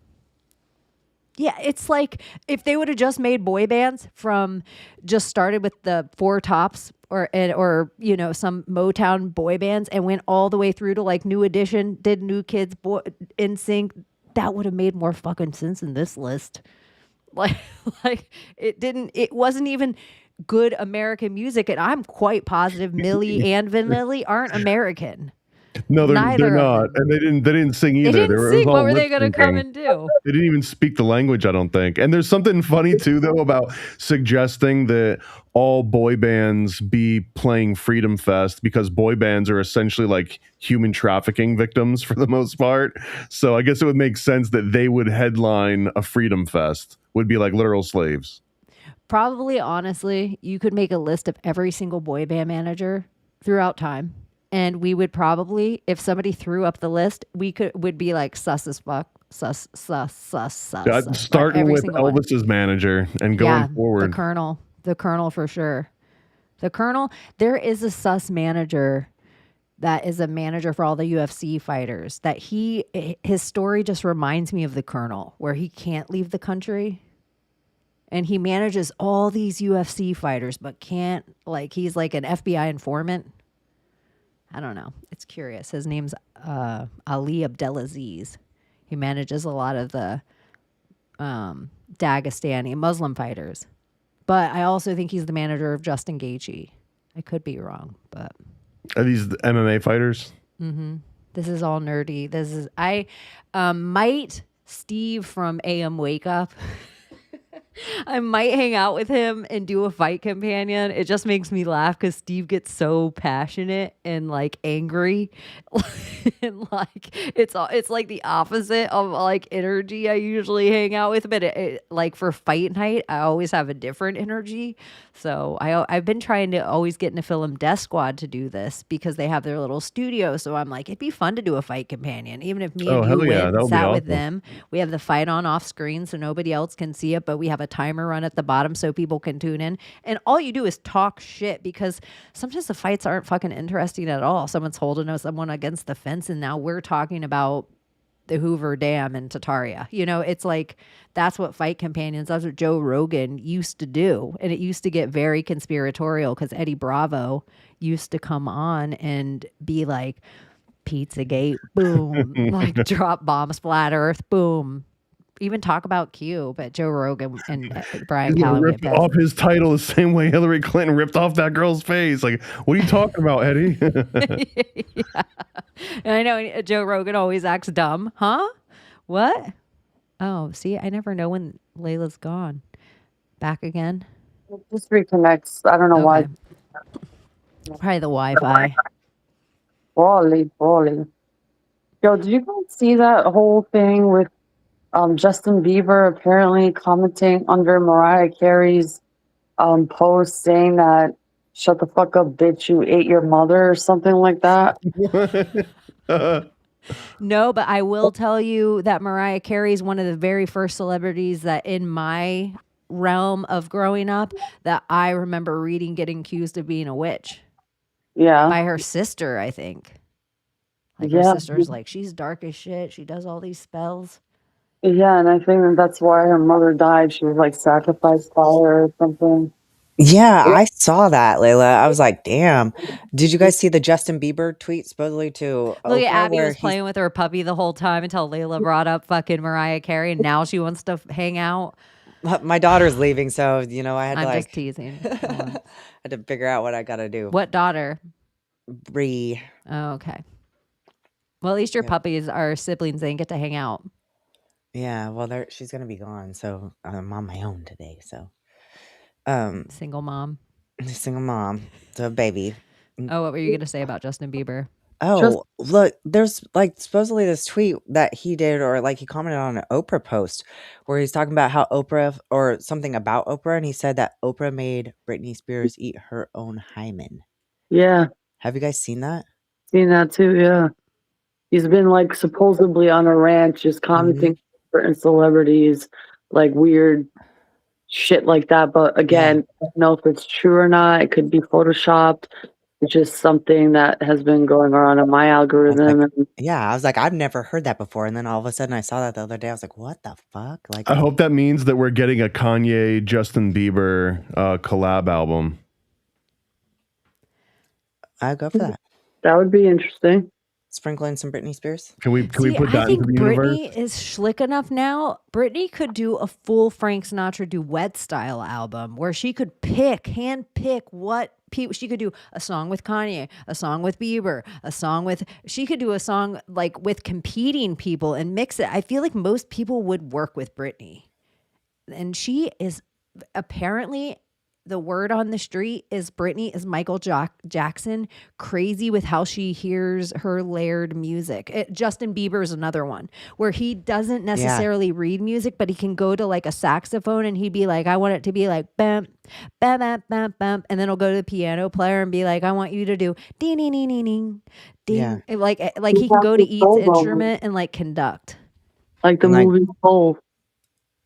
I'm sorry, but what? Watching Justin Bieber do that was amazing, and then like Britney like training Adele or however you say her name how to sing a certain way. I was like, wow, that's like when you hear Oh, sorry, Layla, go on. You know, like the movie Soul, where the guy is very musical and he gets into that what's it called, space, the flow state. Yeah, the flow state. There you go. And I think that's where the magic happens. Like, you don't even need to know the music. The music is just like, it's like you're the tuning fork or the radio frequency that just, transmits and takes in. So that's how I look at it as. they're gifted in that sense or open in that sense. I think there must be something in the ether to be able to download music. Like people download thoughts or sayings or things or, from God, from source, whatever thing. But to be able to download music, and then not just music, but like, I think it was the girl from the Yeah Yeah Yeahs, and she The the Yeah Yeah Yeahs, she wrote Maps. You know that song? Like, yeah, that's the It only was on a reason rock she band. started her band. That song was like an earworm for her, and she knew the only reason she did her whole album, wrote all the other songs and everything. She was like, I knew the world had to hear this. And like that song kind of for everyone, I think. Nobody hates that song. No, I Like love it. everybody likes Maps. So I'm like, it's interesting, like Sia, when you hear her talk about her music, it's almost like she's enchanted. And that Yeah. would be like the opposite of possession. Could you get visited? Well, people always talk about like, okay, Nephilim spirit, blah, blah, blah, blah, blah. But did all of them do bad stuff with us, or did some of them stay on fucking point? Like, do we all get in trouble as a squad because Abbie slept with the daughters of men? Or are some of us still trying to teach them how to like pump water and like read a book? I think that was also just because Sia was a girl on cocaine. Well, she like never wanted to be famous. And so the entirety of Rihanna, even the way Rihanna sings, every famous song we know of Rihanna to be like, oh my gosh, I love that song. That's her mimicking Sia. Those are Sia's lyrics, and that's how Sia sang it to her. And so Rihanna just mimicked it. So you can hear early Rihanna and then see the songs that we all start to like, where it's like, her big whatever.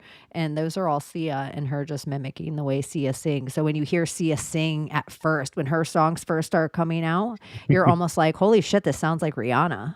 But it's really just Sia. She was just the songwriter. And I'm not even a Sia fan. I just seen tons of, I used to be in my nerdy UFC, another nerdy thing. I used to be a huge Howard Stern fan, and he'd do these long form interviews. And so Sia, like talking about her songwriting, was so curious. I like Sia. Like a lot of her music I'd listen to. Like cardio, when I have to do cardio, like it's a fucking chore and I hate it. And so I have to have like the right thing to listen to or watch or something. But like I had like 3 or 4 songs of Sia on a playlist because it's just like the right tempo, the right like upbeatness or whatever. I don't know. So she's on my lifting and cardio playlist. Did you ever see her autism movie? No. Sia, that apparently that's what's, if you're like, oh, whatever happened to Sia, she self-produced, I guess, a movie about some girl that has autism and becomes like a musician. But it was like one of those movies that people are like, oh, this rich person used a bunch of money to kind of masturbate on film for everybody. Not literally, but like, Oh, I was like, oh, wow. Conceptually. Other news in Albania, during a live set of a, I guess, EDM techno event in Albania, a Turkish guy was DJing, and this redhead, like full-on redhead, goes on top of the DJ booth, spreads her legs open, no panties on, and starts masturbating in front of the fucking DJ, bro. Went viral. Dude, I saw that on my feed, and I just thought, who posts this? I didn't know it was something that happened, and I just thought it was like some random porn bot on my feed. But I was like, it was etched in because I'm like, what is this? What song was he playing? Yeah, I'll have what she's having. Put that one on the playlist. Yeah. All of a sudden, it's like True Blood Dionysus Festival. Oh, they don't see shit like that though. That's like, what the fuck? That was like a culture shock for many Albanians. Oh, because what's the percentage of Muslim in Albania? It's like split 50-50. There's a huge Catholic majority. Yeah, I think they have the biggest Christ they just built there too. Like the world record. A lot of world records have been breaking this week. Mm. The trillionaire. You say the Ernest biggest Christ in switched Albania? off. I think the world's biggest. Oh my gosh, you guys! I put in the world's biggest Christ in my Google search bar because you know that is the superior search engine, and it changed it to the world's biggest Christmas store. What? Why would it even do that? Weird. The world's tallest statue of Jesus Christ is Jesus the Savior. Oh wait, that's the one in Indonesia. But I feel like It built something that's pretty big that's Christ related. oh, it's Armenia. Never Oh. mind. I always do that. My apologies, not to be racist. They all look the same to me. The Armenians were the Turkish genocide that nobody ever talks about. This was also happening off the coast of Florida this week, which I was like, oh. So speaking of east of Port Everglades, just some nuclear submarines. Just a reminder they're there. And these are the actual spaceships, and the spaceships are the real submarines. Earthquake? Sure, Jan. It was definitely an earthquake. Well, it is kind of curious because we always hear about, oh, these people can't have nukes. Those people can't have nukes. This thing can't have nukes. Nukes. And then there's all these nuclear submarines. And then there's all these stories of these nuclear submarines just sinking. And then they're like, oh, shit, we got to do this mission to a place they may or may not be able to reach. It's just, I think that might be, is that The Hunt for Red October? Did I just describe a movie plot? Or that top secret project with Hughes where they were bringing the submarines to the ocean floor, right? That was either like a retrieval, or maybe it was that they found some deep hole, or we're never really going to get the full story out of that.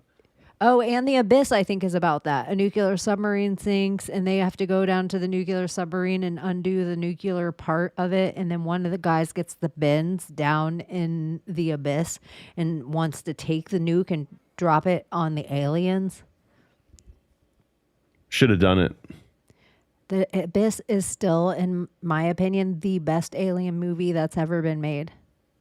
I really liked it reminded me of The Abyss. I think it was Event Horizon, which I think was like a similar where they had to go underwater somewhere. I don't know if I remember the exact same one, but it was like on the boundary between sort of reality and like whatever the next dimension is. They imply that it's like aliens, but it's not necessarily aliens.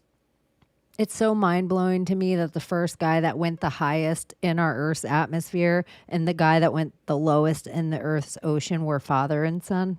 Yeah, that is so weird. Crazy to me. It just feels like something in a portal. Like, oh, Project Pegasus, Thomas's kids will all have the genes to be able to go to this other planet. And Well, also, if you're just making shit up and putting it in the news, then why not make fun little stories about fathers and sons? Like, if it's all just made up bullshit anyways, Yeah, right? true. Why not make it fun? you need the emotional attachment to it. You also need the mnemonic device that helps you remember just, weird things like that. You were gonna say something else too, Thomas, that you were like, I wanted to bring up with him. We were talking about music, and I recently watched this documentary from Werner Herzog called Lo and Behold. And anyway, there was a scene in it that blew my mind, and it was talking about this flute that they found in some ice age cave in Germany that was made out of like a bone or something. And this bone flute, when they were playing it, it was tuned to the exact same pentatonic scale that we use today in modern music. And like the coincidence of that being true like blows my mind to the point where it does seem that like whatever we've got developed as music, there seems to be like a universal language to it. Like it's correct. Like it's objectively correct whatever we've figured out as being the different notes and how to separate them, harmonics. and like Yeah. music theory, that there's something universal to music theory that persists, that even if you go back 40,000 years into a freaking ice age cave in Germany, like they were playing the same tunes that we were playing. Like whatever the code is, the mathematic equation is of music is one of the truths of what we actually like to hear. And I think Pythagoras kind of helped establish some of that. Some people give him credit for like discovering it, but he's the one that came up with what we call chords and the concept of like modern music theory. But he was just describing the math behind it. He wasn't even necessarily a musician. He was like, this is just how math works. How many chords were on the harp? Well, there's 47 Yeah, I was strings, gonna right? say either 47 or 33. It's always But 47. When in doubt, go with 47. Yeah, it's either 47 or 33. If you're asking, Chaney, it's 37, 33 or 47. I took piano lessons when I was younger, and I actually I switched piano teachers after my first year. And my second one made me learn music theory. And she's like, well, if you ever want to go anywhere in music, you have to learn theory. I was like, what the fuck? I mean, talk about fractions, all of that, but theory itself is music theory is weird. It's so interesting. So, well, and because it's such a huge topic that you can specialize in just one tiny niche of music theory. It's not like you necessarily have to master all of music theory. So like some people excel a lot in just knowing chord progressions and all the different modes and scales. Yeah. I liked transposing all that stuff. It was fun. But the crazy thing to me, I guess, is that it's been proven to be some kind of weird universal language, like across language barriers, cultural barriers, time barriers, that for some reason, like everyone comes up with at least the same notes, and then the modes might differ, but it's still, everything is basically hitting the same notes. And then everyone, go on, Abbie. No, that's okay. You go ahead. Just that everyone, it's like trying to create something new. Like, I'm going to play my saw. And it's like, no one really likes that. Like, the things that people actually like are still the same things people kind of like. Yeah. But I was going to say, the only thing that really, probably differs is the fact that they changed that A above middle C from 432 hertz to 440. What about it? I mean, it is a difference. Like, I have a friend, I've done a podcast with her, or I've done a couple. It's Mario West, and she plays piano. So she's had her piano tuned to 432, like her A. So, and it's slightly different. Have you ever looked into the origins of the 432, No. 440? Mm-mm. So like the general, it gets really interesting. The general idea was that if you were in a rotating group that was playing opera throughout like Europe, right? Every time you went to a different district or a different city or a different country, their orchestra might be tuned to anything between like 428 all the way up to like 460 something or whatever. And what would happen is that any rotating musicians would constantly have to be changing whatever their concert pitch was. And then also the opera singers, they all claimed that 432 was easier on the throat, that when they sang, I guess like the actual, and if you look at cymatics, when they run it through and they're like, look, here's 432 cymatics, and it's like these nice little bubbly symmetrical shapes. And then if it's the 440, it turns into like this jagged, like cacophony, like a spiky thing. Well, that's the actual shape that like your throat is going through as you're emitting those vibrations. So like it would hurt the opera singers' voices. Well, anyways, it turns out it was easier to tune instruments to 440, and they were just like, opera singers, deal with it, this is going to be the 432. And this actually it was the Nazi regime that sort of pushed forth this 440 like they had a meeting and they unanimously decided that 440 was going to be the concert pitch, and this just happened to be around the same time when an international standard was being developed. So in part the Nazi party had some hand in forcing 440 as the new standard, and there was one guy that tried to change it in the 1980s named Lyndon LaRouche, who started as a weird communist political activist in the US, and then like one weekend went away and came back and was like ultra conservative, and he started putting out this magazine called Executive Review, which was basically like insider CIA, like TMZ for CIA kind of, and he led a charge in the 80s to return the concert pitch from 440 back down to 432, and he got all of these international opera singers like on board with him, and he started this like international movement. But because he was talking about crazy Freemasons and Jews running the world and like the John Birch Society stuff, it killed the whole movement. It killed the whole movement. But like that was the last person in recent history that's ever tried to actually do something about the 432 thing. Damn, that's so crazy. If you're, I had to look up my note, but if you're curious, it was 19th May 1939. Nazis met in London, and that's when they basically discussed what the new international concert pitch was going to be, and that's when the Nazis had a huge hand in deciding 440 hertz specifically. So if you have any need to be convinced that there's like some sort of occult history to it, there's a little bit there. There absolutely is. That's so weird. And just think about that, like you saying that with the cymatics and the throat and stuff. Like, have you ever seen birds chirping, like the videos of the birds chirping in like cold weather, and the warmth of their breath, like it'll make little trills and stuff, like you can actually see it. It's so freaking crazy. Cymatics again. So the Rosicrucians have like a music scale that it's like very detailed, and it's related to color, frequency, spectrum of light, and it's a big teaching in the Rosicrucians. There's like a whole music scale. I think I posted it once or twice. Do you know anything about that? Is it the spiral one? No, it's like a huge. I don't know if you can Google it, but I could post it later. But it's a music scale. I have it on my TikTok as well. But it's a huge scale, and it talks about ultraviolet spectrum, the X-ray spectrum.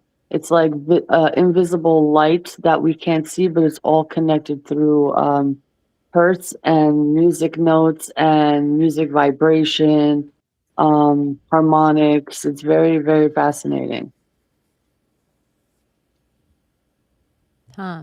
I heard that like maybe it's ancient Hebrew, or I don't remember now, but I heard there is like something that is like alpha numeric and tone like oriented, like frequency oriented with what's being said, like the whole entire thing. Probably everything is.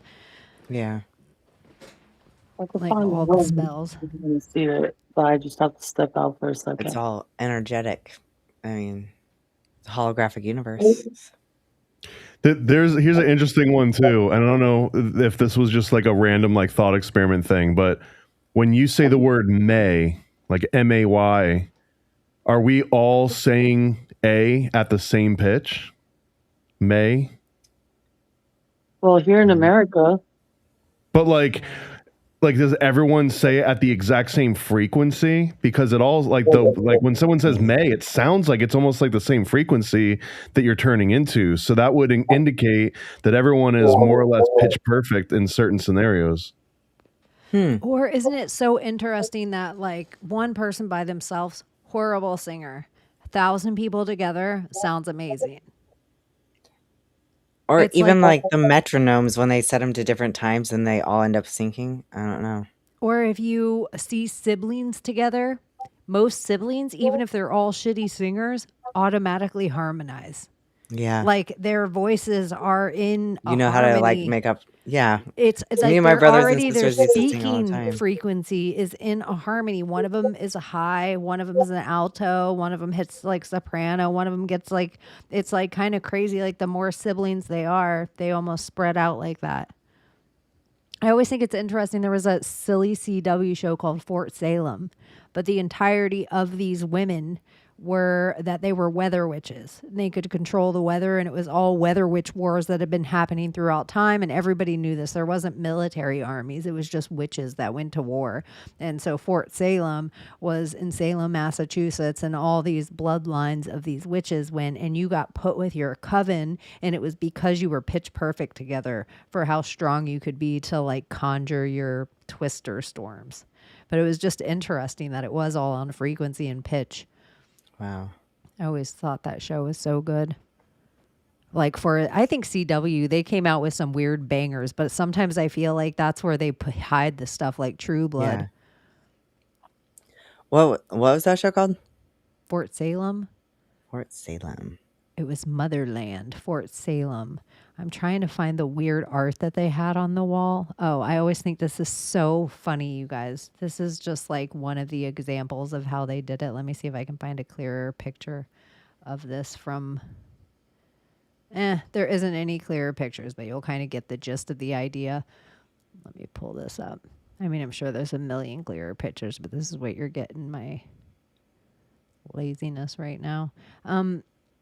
So even like all these ancient pictures of history, it's all women going across like to make the Americas, and they're all having weather witch battles. So these are all my these gosh. twisters Yeah. Look at behind all it. those tornadoes.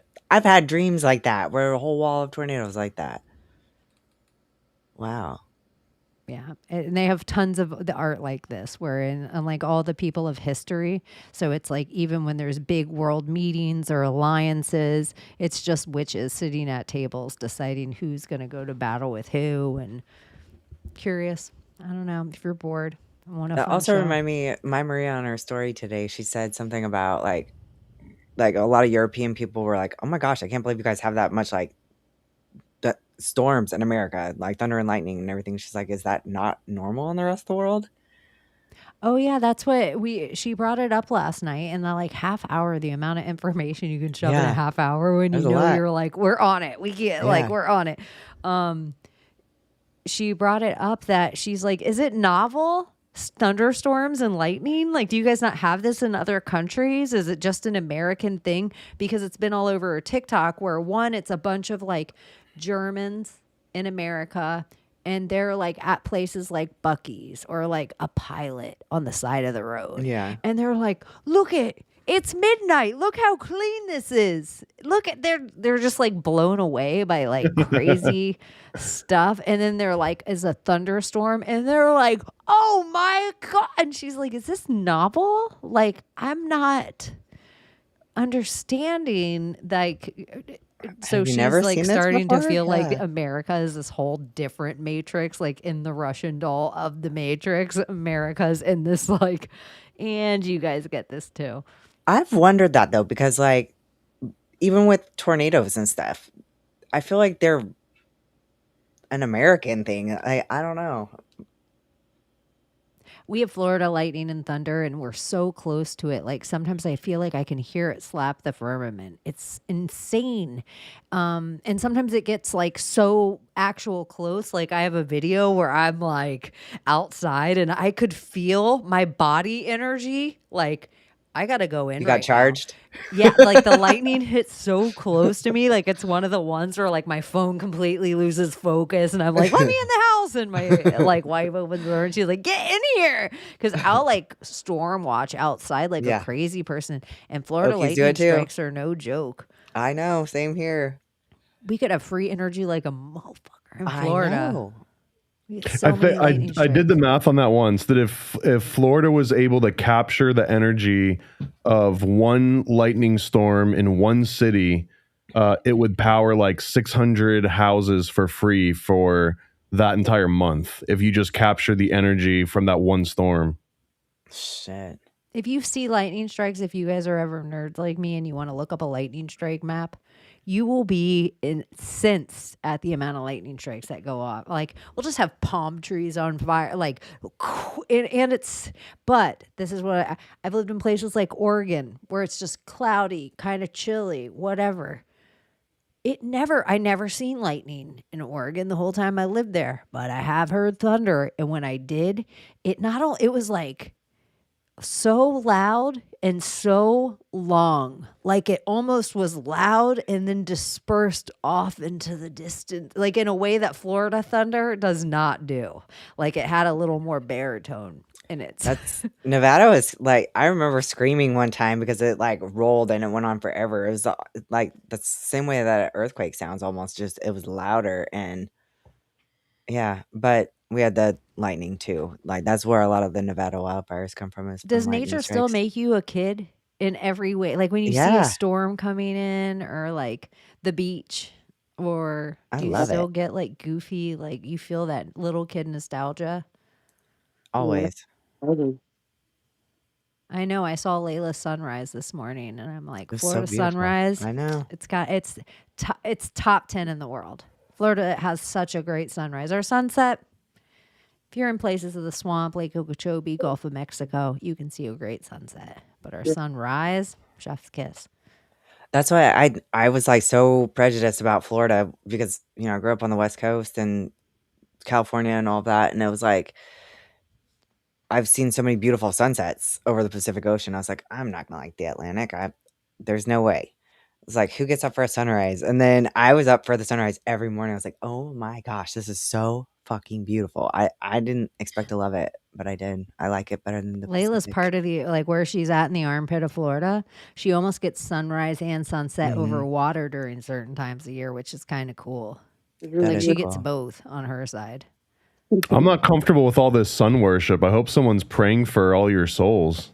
Oh, I think we decided we're naming the Soul. dog Apollo Creed. So Apollo. So now it's sun god. Okay. yeah. What is Sorry. Colossus? That's the other name of Oh, I the. like that. What about Nimrod? People just think it's Well, that's dumb. my son's dog's name. Like his toy poodle is Nimrod. So What? Does yeah. Summer know it's Nimrod? Yeah, I told you guys that day. You probably just didn't remember, Yeah, but I yeah. don't. So it's just Well, I all was like, Babylonian over there. his name is Nimrod. And I was like, where'd you come up with that? That's so weird because that's like Summer's thing, What like about Helios? oh, there we go. You give More it sun. something so big, like the biggest dog name ever. I like it. Christ. Yeshua. No, don't do it. It feels blasphemous. Ask your Me too. AI. Ask your AI right now, Abbie. Well, the AI is the one For who named it 10 Nimrod. dog names. Okay, well, ask ChatGPT. And say, without reference, put a picture of the dog in and say 10 dog names. Don't be stupid. Photo. Oh, you're not going to make it talk to you? I'm going to Well, I make gotta mine. put the picture in, right? Oh, okay, fair enough. Oh, Fair and enough. it's gonna get the picture. All right. It's gonna be like Cain. Okay, this is a male dog, and I need 10 dog names. I don't want it to be like little sissy dog names. I want it to be tough. So, what do you got? Right. Oh, apparently I did dictation instead of freaking actually talking to it. So, Do it one more time.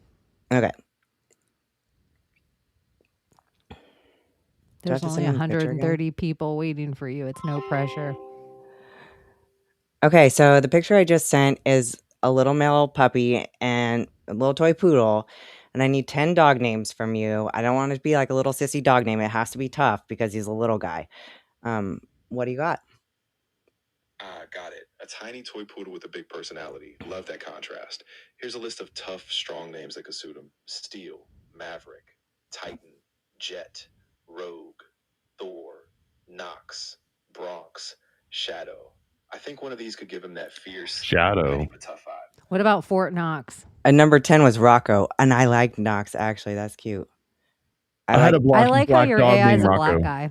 Yeah, Your I think AI is an Nox educated awesome. black It's man. short, sharp, and has a bit of an edge to it, but it's still unique for a small pup. I can totally see him being a little Nox. But I liked freaking Thor. Why did I not think of Thor?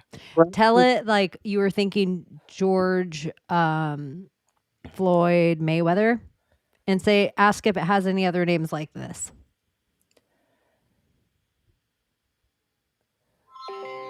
Okay, so I was also thinking like punny names, like George Floyd Mayweather. I'm digging kind of the boxer theme. I see what you mean. Yeah, that kind of combo name vibe. I think we can keep it sharp, punchy, and maybe a little old school. Punchy. Here's some boxer-inspired tough but fun combos. Tyson Ace, Rocky Blaze, Duke No, Lennox, tell him that you Hollow want him to Jet. be clever. Voice Like I always Tyson interrupt Ace. mine. I don't let it finish. No, like more like this, like Willie Nelson Mandela, where you have Willie Nelson and Nelson Mandela. So like 3 names probably. So something more like that. I get you now. Yeah, that's a cool style. A mashup of iconic names. So here's some 3-name combos that keep that strong but punchy feel. Lennox Bruce Lee, Jagger James Dean, Rocky Ford Mustang, Duke Ellington Fox, Bowie Muhammad Ali, Cash Lennox Lewis, Hendrix Stone Cold, Bruce Wayne Jordan, Tyson Clay Griffin. I feel like you're horrible at this. Yeah, you have to go and say Lord Christ is King 50 times now as punishment. Are we gonna invoke that again? I don't think I want that in my house right now. Y'all, people Christ went is King. crazy for that on X. I reposted, like, Layla did an edit of us doing the Christ is King thing, and I reposted it. And people, like, lost their minds about it. Like, the It amount of was wild. reposts and likes and views. And then some people were like, oh my gosh, this is demonic. And then some people were like, you guys are fucking stupid and don't know how AI works. Like it was everything in between. My favorite comment was, boomer podcasts are my favorite. Boomer, It's we're a funny little 'cause, bit like, young for that generation. We've all seen what it's doing. It's called AI hallucination, and it's just when it runs out of context. But the interesting part is like how repeatable it is and how it only seems to happen in certain scenarios and certain phrases. So like it's the coincidence that's interesting, not that we're channeling some freaking demon. But it's like, isn't it weird that this is where the glitch happens? Like when you do these very specific things. And I guess to me, it's more interesting that we're like poking holes in the veil of this, supposed to be like all omniscient sort of AI. And it's like, but look how dumb it is. Look how easy it is to have like basically out itself that it's all a facade. What about if your dog's name's Big Mike? Big Mike Tyson. There, I got my boxer just name. Big Mike, and just leave it at that. Who, Big Mike? I like it, but I feel like I had needs Tyson on the end, so that way it's like also Mike Tyson. I like the 3 names, the mashups like that. You still have the word son in there too. Rocco is a good name. Rocco's Modern World. Rocco's Modern World. His dog was named Spunky.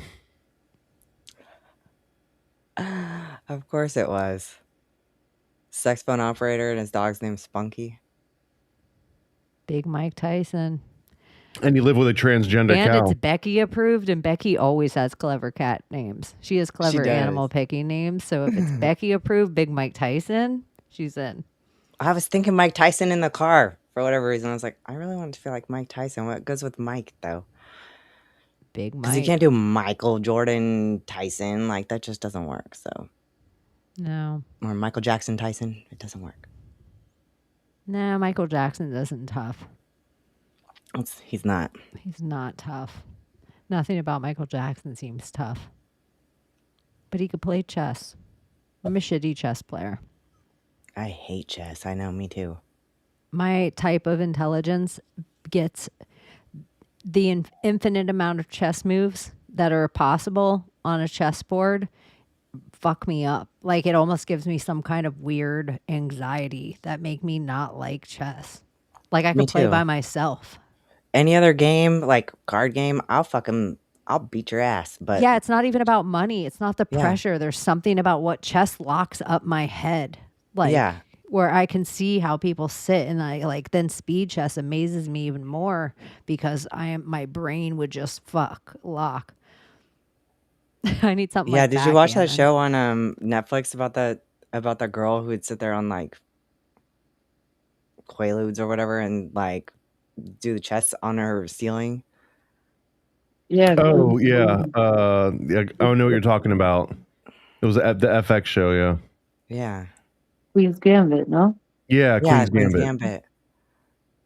Also, another analogy that works for chess, I think it's like if you're learning jujitsu or almost any fighting technique, but like in jujitsu, there's certain moves where it's like, oh, they're about like if they do this move first, then it means they're going to do this second move, and then if they get to that third move, then it's game over for you, right? You're going to get like an armbar or whatever the different poses are. So like chess is very similar. Like in jujitsu, technically the person could do an infinite number of moves, but if they do this move, then you can be damn sure they're about to do, steps B and C.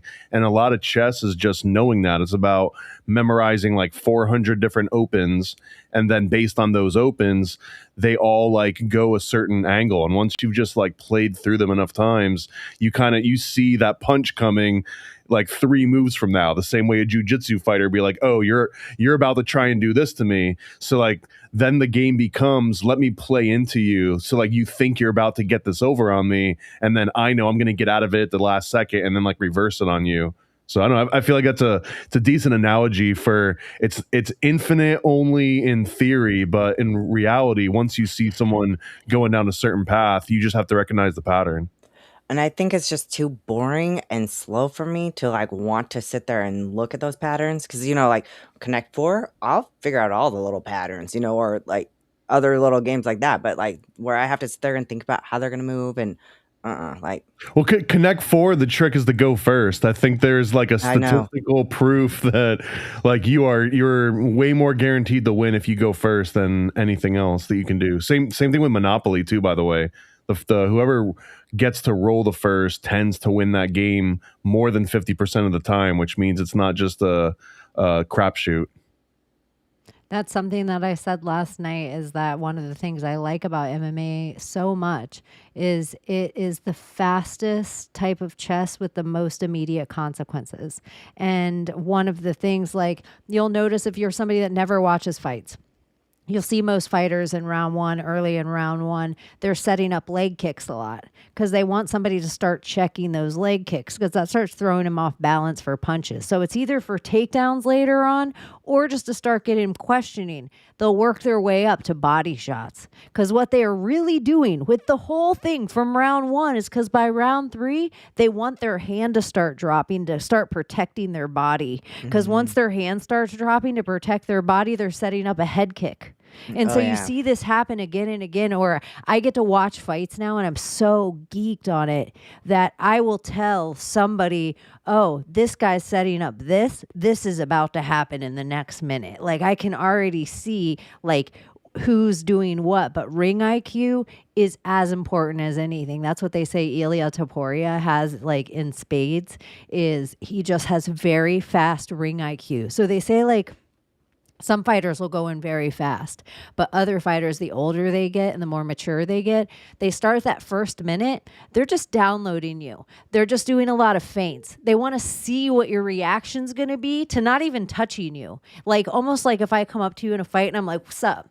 I just want to see what your first reaction's going to be, and I can judge everything else from there. Everybody might remember this one where it's Jorge Masvidal. Even if you don't know him, you might have seen it, where he just jumps up this other guy and knees him right in the head, and it's like the quickest knockout in UFC history.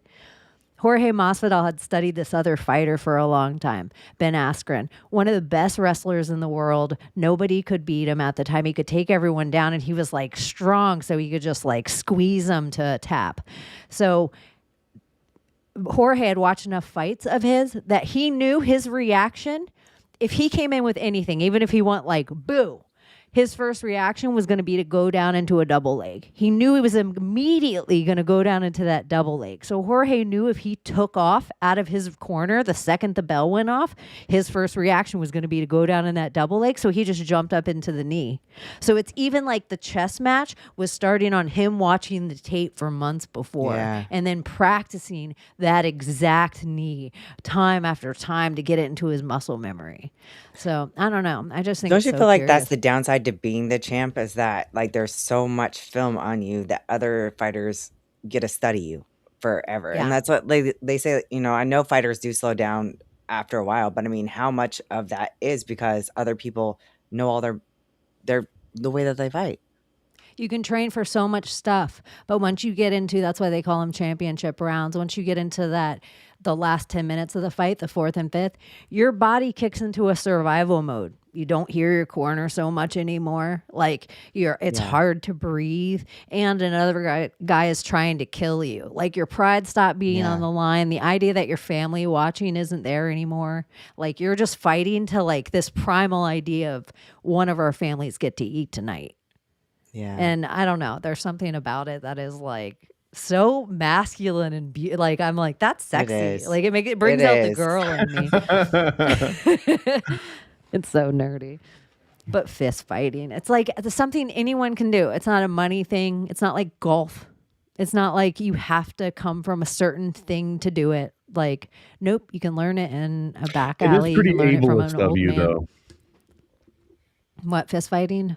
Yeah. Like, what if you don't even have fists? Nub fighting. There was only one hand fighter in the UFC for a little while. He only had one hand, but he could do a lot of other stuff. You know, he was okay. Was he one hand or did he have no bottom, like no knees down? I have no legs. Yeah. From kids. I feel like so it made him in a crazy weight class. So his upper body was nutty strong.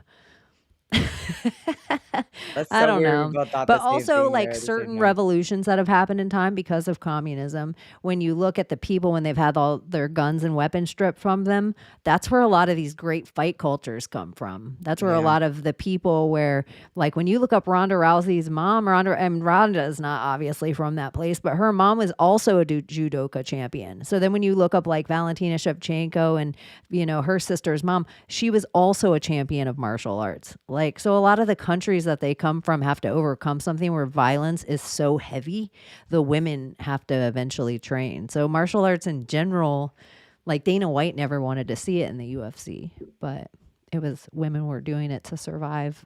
For Is there a women fight on the lawn? No women are fighting that. Kayla Harrison was supposed to fight Amanda Nunes, which probably would have been the most highest ranked skill set of women's MMA of all time. Like Kayla Harrison's an Olympic war winning wrestler and Amanda's held the belt for longer than any other woman. But I think Kayla had a neck surgery. She pulled something weird in her neck and had to get a weird surgery. And also there was supposed to be like the amount of fights that were supposed to be on this card, but somebody got injured or shit pulled out. Like Connor was supposed to fight, but now he's fighting fight week. So, yeah. Michael Chandler's on it. Sports I don't fists. Yeah, sport. It's just another. I feel like we're inundated. Like even the basketball finals. If they make it to New York for that final game, they're going to tear that city up. And the final FIFA game, Jersey. I'm like, this is crazy. That's a lot of people in that little neck of the woods. The final FIFA game of all the World Cup, Jersey. I'm like, that's going to be packed as shit in that little city area. And if people win the way they've been tearing up the city for everything, I don't know. I hope the Orlando Pride never get big enough to attract like the international crowd here. It would be the worst thing ever. International crowd. Well, Orlando does have a big international. Yeah, but like it's just Brazilians at this point. We don't want any more of anyone else. Is there less gays this gay month in Orlando? I mean, they shut down Pulse nightclub, so yeah. Isn't today the anniversary of Pulse? Is it? I think so. Let's ask my robot. Let's ask our robots. Ding, ding, ding, ding. Let's hear a nice British lady. Hey, what day did the Pulse nightclub shooting happen? The Pulse nightclub shooting happened on June 12th, 2016. It Yesterday. was a tragic event yeah. with a lasting impact. Oh, okay. Yeah, and the cult. Why did she pronounce it wrong? The AI is becoming so wacky. Like it's trying to be too human. Like it's trying to do a lot. Like I interrupt it all the time. I don't ever need you to fucking repeat my question back to me. That makes me nutty when real humans do it. So it's like you're like, hey, what color is this color? You send it a color. That's a very interesting thing you asked today on this Thursday afternoon, Chaney. Like, shut up. Just answer the And you're question. like, me saying please and thank you is using up all the tokens, or is it you fucking doing that? Using up the tokens. Yeah, because like AI runs on tokens. Like, so that's why they would say, like, don't say please and thank you and talk to it like a person or whatever. You're just like basically using up tokens, blah, blah, blah, blah. And so the idea, like, but then they sit there and they parrot everything back to you. Like, that's an interesting question. Let's discuss blah, blah, blah, blah. Like, and then it goes in and it tells you the things, and then it summarizes it, and then it like does a conclusion, and you're like, motherfucker, I bet didn't you have to do every all single that. one of our AIs, if you said, should I be the king of England? Your AI would tell you yes. Like, do you think I would make a good president of the United States? Your AI would be like, yes. What in the heck is going on with my camera? Maybe mine knows me, which would be a no. Let's see.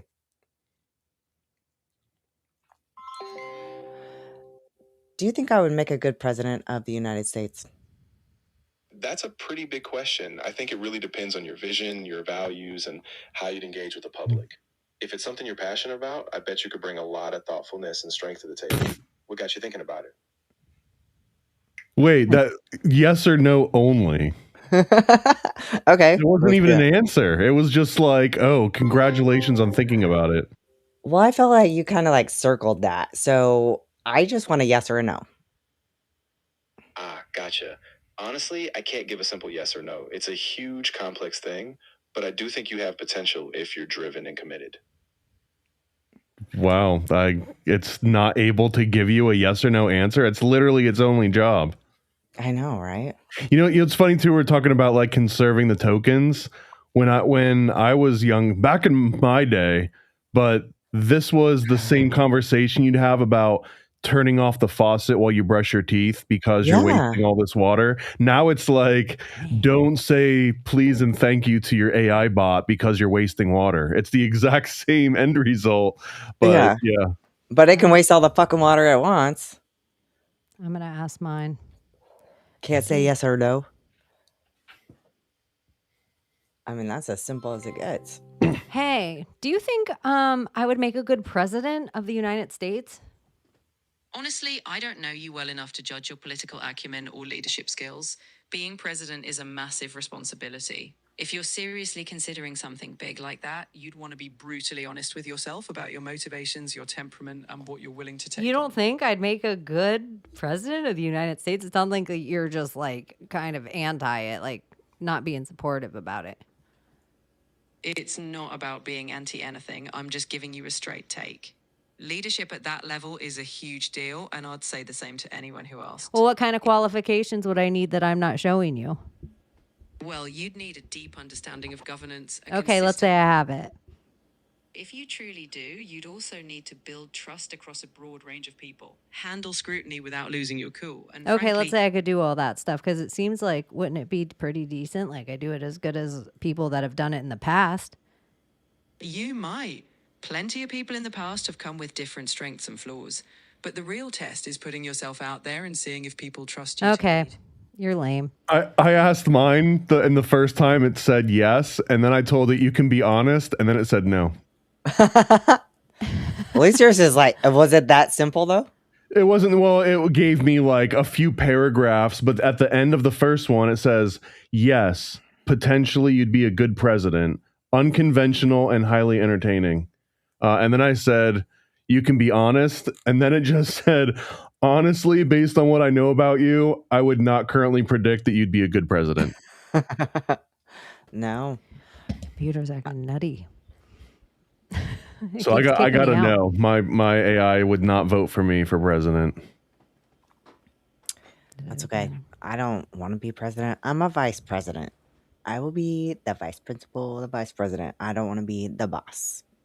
Oh yeah, let me tell it that don't forget I'm a Freemason to see if that changes Oh, things. right? Good point. Valid. And then it's gonna be like, oh yeah, you're right. You're automatically included again. No, it just said noted. I'll remember that you're a Freemason. It didn't apply that to anything I was asking.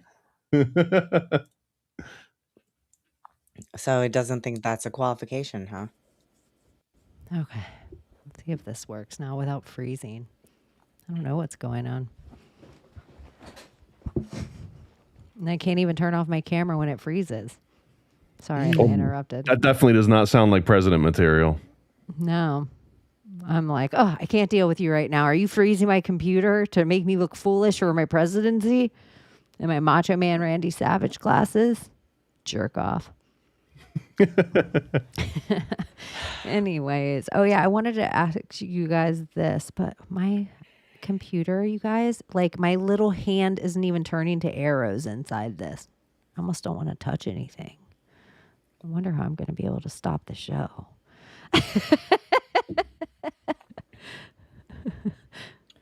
Now I want to name him Nacho Libre. Like Nacho. Except Jack Black. Yeah. But it's the El Luchador stuff. You call him Black Jack. Yeah. Black Jack. Black Jack Dempsey, right? Isn't that a boxer? Isn't there a like Jack Dempsey? Blackbeard? Yeah. He's got one right now. I didn't realize that they had actually like cut the fur around his little thing. Okay, maybe it's all catching up now. Maybe? Jack Dempsey. I think that's a boxer's name, right? Jack American Dempsey. boxer. I feel like, yeah, Patrick Dempsey's from Grey's Anatomy. 1895 to 1983. Nicknamed Kid Blackie. The Manessa Mauler. He was a white guy though, right? Yeah, that's weird. So yeah, you can say this is Blackie Jackie. Yeah. Black, you can call it Black Jackie Dempsey. Brown. Oh wait, it's a girl or a boy. Jackie Brown is a lady, I think. Am I glitchy as shit for you guys? No, you Not look now. normal. You were for a minute. How much stuff kept coming across my computer, like however many commands I gave it for 10 times, it kept coming up with the command, like, do you want me to wait? Do you want me to wait? I'm like, nah, just forget it. Just forget all the commands you know. I don't know what's happening. I know my AI, you guys, is being mean. I feel like she cut me off somewhere. Like somewhere the download is just like, treat this one like garbage. She's like an abusive.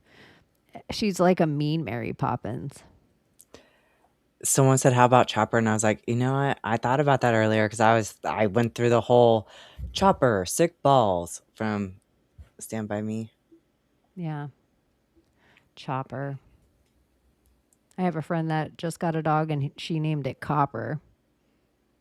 You can name your dog Lincoln because there's no more pennies. I like that. Lincoln's a little distinguished name. It is. You can name it Denzel. I like that, actually. You can name it Samuel L. Jackson.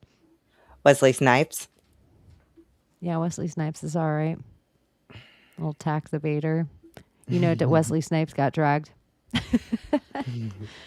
I wanted to pull up something. I'm just so scared my computer's not going to work now. let me see. It doesn't make any sense. I wanted to pull up the UFC ring and the holiest of holies because I just thought it was so interesting. When I got off air, I was just thinking about the shape of the octagon and like the significance of it. And ancient architecture and stuff like that. So the Dome of the Rock, let's see if it all works. Nope, it is going to. Okay. So the Dome of the Rock is a structure over an octagon with a square in it. So it's like one of the, like this is the blueprint of it. And it's just so curious to me because it's like, here's the UFC octagon with even, I mean, there's only certain ways you could do labels around it. But the monster side, they have the rock, and then this is the monster sign, always in the center of the octagon. And the way that it looks with the White House behind it just looks so almost dead on to like this in front of And where is these that walls. The holiest of holy, like this is the like, I think the Muslim mosque on Temple Mound. Okay. But I just thought it was super curious because a lot of people are like, what's the ballroom? What's with the, mirror pond? What's with this? And what's with, and I'm like, oh, I never even seen that building before. So No.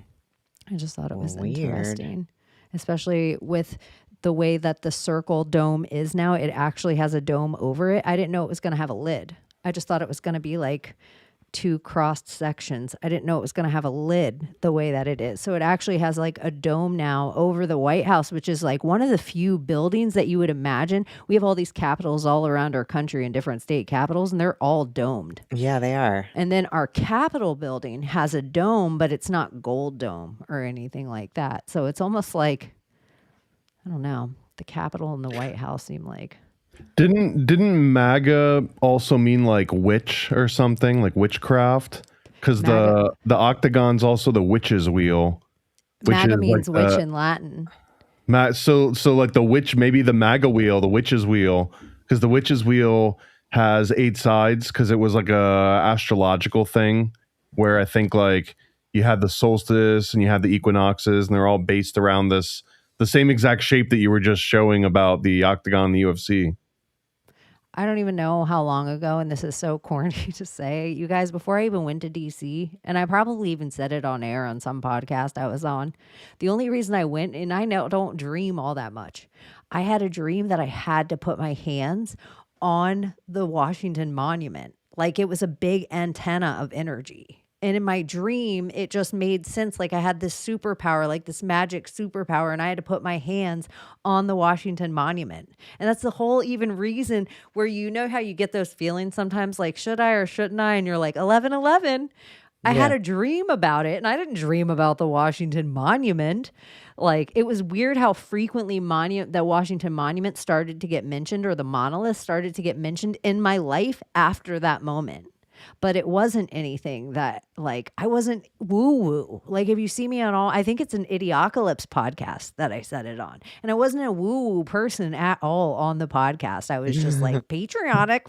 But, yeah, I always think I can imagine if you were to do something and amplify something, the Washington Monument, it probably goes as far down as it does up. Seems like a really powerful antenna wand. I wondered too, when's the last time that blood was spilled on the White House lawn? That's what I think is interesting, is the blood of it all. Yeah. Because this might be like a great cover for a reason to have some sort of a blood ritual. Because if you were to try and do a blood ritual on the White House lawn under any other context, it would attract all sorts of weird attention. So like maybe making it first and foremost, you kind of are like hiding it in plain sight. This is doing a it blood sacrifice, in an octagon. So you just said that's a witch's wheel. which is Yeah, weird. they're extracting blood in a witch's wheel on the White House lawn. Yeah, the day after the poll, With or the no, when MAGA. is it? It's this Saturday. Is It's it today? Flag Day, which we have like 4th of July, but I feel like Flag Day, it's like our country. Maybe there's some other date, like some other people call that the birth of our nation, the Army's birthday. It's the Army's birthday, I think, on Abbie. Am I wrong? I just figured military people knew all the No, I don't. I don't know Army, and I don't know the Marine Corps. birthday. The Air June Force doesn't 14th. think about any of the other branches ever. Exactly. June 14th. So because I feel like the military branches, with the exception of the Air Force, because that was later on for obvious reasons, I think they were created all before the country was established. Yeah, they were. June 14th, and then later on, military I think the Navy was actually part of another country for a little while before the America had its own Navy. But I don't know. But I think so. The Army's birthday, Flag Day, Trump's birthday, all happening on June 14th. And we'll put a little blood in the lawn. But Teddy Roosevelt used to put blood in the lawn all the time. Like, boxing matches were a pretty regular thing to happen at the White House. Like, he would fight sometimes. I think he got his face broken. That. Yeah. Yeah. He wasn't like freaking 80 years old though. No. Yeah, wouldn't that be so interesting? Like, you have your president get in, and like some other president gets in and fights your and like that's how sometimes things are settled. Well, last night we were talking about Maria too, and you got like I see Celebrity Death Match, and I was like, you guys were talking about the MTV reality TV of it all, and I'm like, Celebrity Death Match was MTV too, wasn't it? Well, yeah, because we were talking about Spencer Pratt. Yeah. And how Spencer Pratt's reality TV from MTV, the Secretary of Transportation Sean Duffy's reality show MTV, his wife Rachel Campos's Real World Season 2, she was dating Puck reality show TV, Theo Vaughn, which spread part of the political narrative this year, reality show TV on MTV. And so it is kind of interesting what Celebrity Deathmatch MTV. So we have MK Ultra TV, and like something I was telling her last night, and not to be narcissistic about whatever our age bracket is, like this range, whatever this movie is so written for us. The X-Files of it all, the Spencer Pratt for mayor, like it just Donald Trump, the Apprentice guy, like it's the entirety of our, like we have reality TV. They convinced us that reality TV was real, and now they're convincing us that this is real. I'd throw Ronald Reagan in there too. Yeah, total actor. Yeah. Arnold Schwarzenegger, who then tried to take over The Apprentice after Trump. I didn't even know that. What part? The Arnold trying to take over the actor-based reality, and still his name. I can't believe that his last. He's Arnold Black. Yeah, that's so weird. Yeah, it's yeah. His Schwartz means black, and so does Schwarzenegger. Black. Arnold Black. Yeah, it just feels like the craziest time, and I just think it's going to amp up. Good, bad, and different. I think the PSYOP is on 10 for the next 30 days. Yeah, Like, I don't date pick, but I'm like, in the story of Trump, he wasn't written in our movie to hand us nothing. Yeah.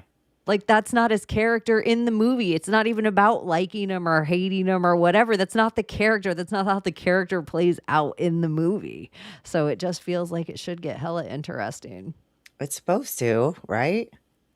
Well, like the Hormuz thing happening right before the world's biggest IPO, happening right before the world's first trillionaire. Even this all feels like part of the ritual. Yeah, Trillionaire. And so organic. The guy that literally is the military-industrial complex. You have boring, digging holes underground. You have SpaceX shooting rockets into the sky. You have more electrical cars than any other company that you can turn off with a switch. Like, he is the Pentagon. Yeah. The world's richest man. Lex Luthor. Elon Musk. And trillionaire in U.S. money, because I'm pretty sure there's like lots of people in Zimbabwe that are trillionaires, but like trillionaires in Zimbabwe money. Yeah, you could have like $1 trillion Jamaican dollars and just buy like 2 loaves of bread with it. We'll be there soon. Pretty soon, we're all going to be trillionaires. Yeah, the inflation is kind of crazy, which that's in the island. It's like summer. These aren't real prices, but she'll be like, I went to the store. I spent $8,000 on a chicken for my family. I'm like, $8,000. It's like, like Jamaica has some crazy currency digits. Don't they all just trade in weed? I thought that's how it worked over there. Just like, oh, I'll give you some lamb's bread. Hey, you want some Bob Marley? I know they don't have like all their cool shit that they used to have there. It's all China shit now. Like the same way all of our stores closed down because it was all bullshit China stuff filling all of our stores. And so we lost our mom and pop hardware store because now we had this bullshit Home Depot Chinese shit. And so it just closed down every mom and pop store. That's Jamaica. They all used to do all their crafts. And then China was like, hey, we can just carve these coconut purses in a factory and just write Jamaica on some, Bahamas on some, Mexico on some, and spread it all out. And then you're battling somebody now, you're carving yours, but they're selling theirs for 1/4 of the price. So it's like eventually the families couldn't compete. So you used to be able to go to Jamaica legit. You'd walk down a straw market and they'd be selling canes and rugs and blankets. There's Bob Marley and other reggae music playing. There's burnt tapes and movies that you haven't even seen released in America yet. Like it was crazy. But somebody would like have a coconut purse and they'd be like, hey, $25. And you'd be like, what? Somebody told me like $7 for theirs. And they'd like twist open the coconut purse and it was just stuffed with weed. And you were just like an American kid. 25 it is. Yeah, this place is heaven. I remember the first time, I think when I was like 12 or 13 and I had gone to Jamaica with some friends, and first time in a different country, and the first thing that we had to do was go and buy drugs, of course. And I just realized really quickly that after someone passed it off, if you just kept being like, is that it? If you just kept saying, is that it? Is that it? Is that he would just like keep giving you more and more and more until eventually they like caught on. So like that was heaven. Like the first time I went to Jamaica and I got, I don't know how much for like $20. I know people that they don't want a cane that has Bob Marley's face in it, but they just want to haggle. Like there's people that just like the deal and to haggle. And Jamaica used to be a place for that where people would just come home. Like my mom would be like, I don't even know how she got some of this stuff in and out of trips. I don't know, but it'd be like half a tree with a pelican carved in it. You're like, what? She had to have it. But yeah, Jamaica. But I remember going to Mexico and being able to, like, you would just be a kid and you could just load up your arm with silver bracelets. Like, load up your arm. You could just buy them for $2 a piece and they'd just be silver bracelets and you'd just be walking around like Bling Town. I don't know. It's weird. Is anything else going on in the world, you guys? I wouldn't know. This is it. This is where you come for it. Yeah. Well, I hope Layla's back feels better. Same. Are you guys gonna plug anything? Are you gonna be anywhere fun this week? I have no idea. It's Friday, right? Yeah, I'm here. This is it. This is the only part of my week is I can't. Yesterday I was like, holy shit, tomorrow's Friday? This is like the only part of my week that's like lets me know where I'm at in the timeline. That's how I am right now. So I'm like, I don't know. I don't know anything that's going on right now. It's Friday, right? I have a new dog. So next week, by this time next week, we'll know the new name for the dog. Yeah. So everybody, we should do a poll on it and make bets. I wish it was my dog so I could name it, but it's not gonna be. I'm not getting the final say so. Isn't that suck for parents? You never get to name the fucking dog, but you always end up with the full responsibility of the thing, and then you end up outside at night yelling for something that doesn't have anything to do with you. It's like some kid name. Well, she bought it, so fair enough. I'm totally okay with her naming it. Oh well, that is her dog. Then she bought it. It's her not dog. like. Yep. It's not. You can still call it whatever you want, though. That's true. It's whatever it answers to becomes its name. That is true. Like, oh my gosh, because that's what my kids were like calling this one dog that was dropped off on our driveway. One was Steve, or one called it Steve, and the other one called it Frank. And then it just ended up becoming Stank. His name was Stank. I had a roommate at one point that was like not around as much as the rest of us were, and the way that we got back, because he like never pitched in and like never cleaned up stuff, the way we got back at him was we renamed his dog, in that since we were spending more time with his dog than he did, we just called it by a completely different name, to the point where he stopped responding to his original name and like he adopted the new name. He liked it because you guys were nicer when the new name Yeah. was Moved called. around more. Yeah, you heard it, like he associated with more cool things like treats and playing, as Like opposed to just like toys. get off the bed. Yeah. That's Yeah. awesome. I also, well, I don't know why every friend I have and every animal I have, they always end up with the middle name Anne. Anne Marie. There's only a few middle names that like things of a genre, but Anne just fits everything. I'll even call my friends, like, I'll be like, Matthew Anne. I don't know why. Or I'll be Immediately like, sounds like a bosom buddy. yeah, or if they do something really exciting, I'll be like, bitch. And I'll be like, I'm sorry, dude. I'm sorry. I didn't mean to. Like, that's how I would have given it to my girls. Well, you can go and watch Thomas on an old or an episode of, when does it come out? Is the Occult Book Club already out? No, we're waiting. We got to get a little bit crazy, so we're gonna have a censored and an uncensored version. But I think it should be out maybe next week or the week after that. But I do have one other thing that it's not out at this exact moment, but it's pretty big deal. When Donna and I started working on the Illuminati comic, some of the funds that we raised, we put towards having a book by Adam Weishaupt, who was the founder of the Illuminati, getting it translated. So I hired 2 different translators that specialized in Germanic black letter, which is not the same as just knowing how to speak German and read German. So like it's ended up being like a really huge 2-year long process. But I just got the first proof copy in today, and I'm hoping that I've got to make a few different edits to it. But this will be the first modern English translated version of I think it was the last book that Adam Weishaupt ever wrote.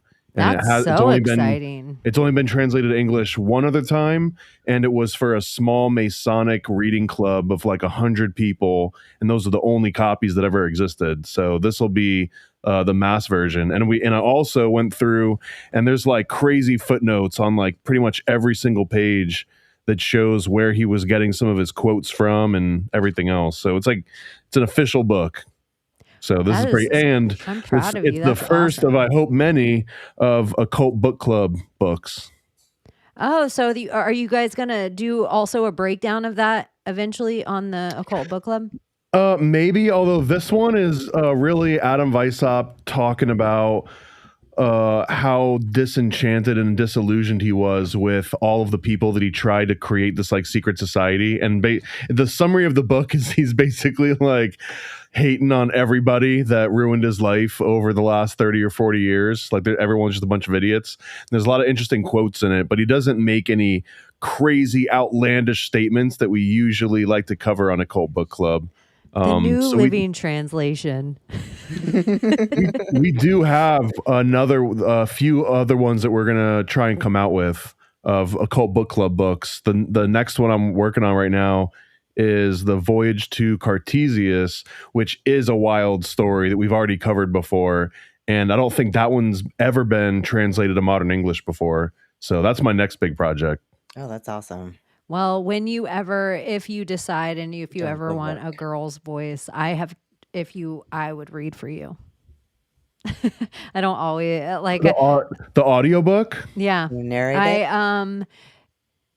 There was a time that I was going to read a couple of books for Grammarica guys. There was a couple of really awesome witch history books and occult books. I just got hella overwhelmed with my perfectionism and how I had to just like let it go, start a sentence again, let it go. It was like, because of how I was recording podcasts at the time, it was such a break in how I was it became like something where I'm like, I'm horrible, I can't read out loud, but I would do it for you. I feel like I'm a good out loud reader. I love your I like voice. that. We'll have to have you also do a reading of the Housewives project. Oh yeah, I'm super excited about that. I even think that could be like some almost kind of like a little like a thinner version, but Marisa Acacella's She-Bang, the big She-Bang. How it has love those that. weird glittery pages and Mhm. but I just think girls don't mind. And do you still have some of these around? Oh yeah, I think I've got like at least another 4,000 of Oh those in my the gosh. room behind me. We started with 10,000, so that's actually pretty big. That there's like more than 5,000 of these things floating out in the wild right now. Hell yeah. That's Yeah, awesome. if you want a copy, I'm very generous. So, like for example, if you were to get 3 copies or 5 copies of one of these, I usually double it. Like I'll send you 10, or I'll send you like 15 or 20, just because I've got so many of them. I'm trying to clear them out. But my biggest goal is just for more and more people to come across these and read them. Like the whole point of those little pamphlets is that you get a stack of them and you go and you leave them out in, public places, like high traffic areas, just so that now someone that never would have learned about the Bavarian Illuminati will just like come by, and now they're learning about the Illuminati. And like hopefully, because these original pamphlets that Jack Chick put out, they would make them by like the tens of thousands, and I think they would sell them for like 12 cents or 13 cents. I mean, the world's changed since the 1970s, but that's the goal, is to just make them so cheap that someone would just go out and buy like 1,000 of them and just give them out. So if that's you, if you want to buy 1,000 of these, hit me up, contact theparanoidamerican.com, or just go to the website paranoidamerican.com and just grab a handful. And if you take a picture, if you put it somewhere cool, I think that about all the stickers or all the, if you're a person out there, whether it's like a band, but it's even cooler if it's one of your niche podcasts or one of when you're walking in the wild and you see something from one of your homies' shit is like super cool when you see like a sticker or book. So. And pay attention to my Instagram and Twitter over the next couple weeks, because I've also been posting a few other pamphlets that haven't come out yet and other comics that haven't come out yet. So one of them is Stanley Kubrick and Kabbalah and the Golden Bough and Tarot and Aleister Crowley all kind of wrapped into one. It'll make more sense when I start releasing it. But I already posted a preview of that, I think, on Instagram this week. And I think it would be cool for like maybe like a 2027 thing to start thinking about if Abbie had like a dream hack one come out that was all about that Russian dream hacking stuff. And then another one that came out that was about the cards, the Medici. Oh yeah. I think that would be like probably Medici could have a whole one, and then the cards could just be one section. I like the lucid dream one. So like part of the strategy, as I'm doing more of these, like the Illuminati one, if you see the cover, it opens with a question, and that's the first one that we went down that angle. Because now if you were to just walk by and you see this and it just piques your interest for a moment, since it asks a question, it's like, are you under Illuminati mind control? You like, even if you don't pick it up, you've just engaged with it and you've answered that question in your mind. So like that level of interactivity. So like the next one could be like, do you know how to hack your dreams, or have you ever hacked a dream? Or are your dreams being hacked? Are your dreams being hacked? Yeah. Yeah. Like all of those, I really love that kind of an engagement, because even if someone doesn't care about it, they're answering it. But that also means that there's more of a chance they're like, what the hell is that thing? Let me go and find out. And then there's anthrax in it and you die. You're like, did somebody jerk off? Why is this page sticky? That's always one in what I 1,000 think. books get that treatment, and they're actually collector's items. Hell yeah. At this point. So anything else going on this week? Not that I know of. I may or may not hang out with my Maria again to do another little black book, but even if I don't, she will have other fun guests, and it is an interesting format. If you guys are on Instagram, make sure you follow her wherever you get a show. It was a fun conversation. It's kind of been a while since I think I may go fight Companion with Steve. And I feel like there was one more thing I wanted to tell you guys. I don't remember. I feel like Donut just put out an interesting video that you guys can go check out on YouTube about the FIFA opening tournament, opening ceremony. It was Oh, hella awesome. interesting. And yeah, all the symbolism in it from the beginning. Like the first girl opens with like a triangle, and then like the Whore of Babylon is shown, like the symbol of human sacrifice. They do it in the exact shape of the Inca tag. I don't know. It's great. And you know how Donut, and he has all the Yeah, with interesting stuff. Shakira. Okay, I just saw that. I actually was seeing that, I think. I know. I feel like I'm mixing part of Donut symbolism with that weird, like, European guy that does those videos where it's like him typing at the computer and it just shows the words he types and Yeah. then like a picture of something. Yeah. But because it was like everything I took in where I was like, I didn't know those opening ceremonies even happened. Me either. I know. So, I didn't even anyways, know what they're talking about necessarily. I just saw the whole, like, everything you just described. I was like, oh, I did see that. I think it should be interesting. It might be interesting before we see you guys next time. If something big enough happens, you never know. We could have an impromptu episode, but just in case, like, I like the 24-hour rule before you get heavily emotional about something or let it like break you down or even think it's real. Like this picture that just came out, like this was immediately deleted. And I don't know, maybe it was, but I'm like, at this point, what is real? And I was going to ask you guys way back at the beginning of the conversation, wasn't Atlantis the first Israel? Like, aren't they the same thing? Isn't New Israel and Atlantis just the replacement of the words for each other? Like, weren't all the philosophers talking about the exact same thing when they were saying it? Or no? I don't know. Because, like, Israel's land of milk and honey, but Atlantis was, like, very technologically advanced.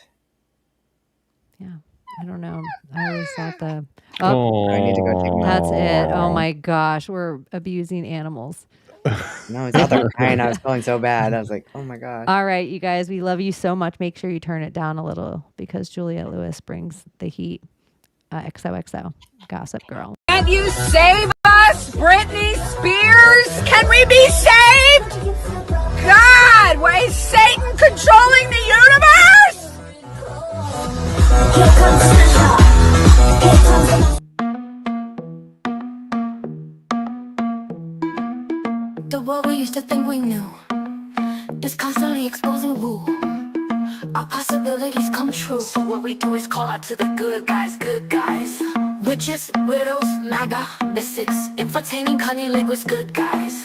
The forum of the quorum needs a secretive society to advance our philosophies intentionally, magically, good guys. Conspiracy, sex, cult, Jamaicans, it's okay to change your thinking, good guys.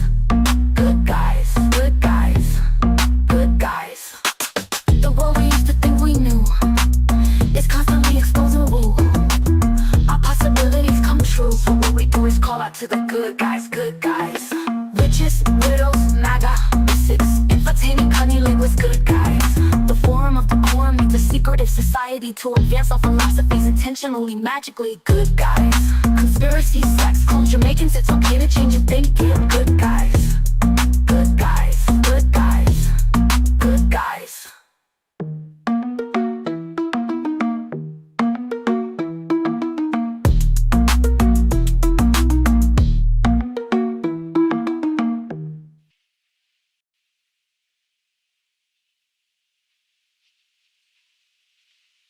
You're still here? It's over.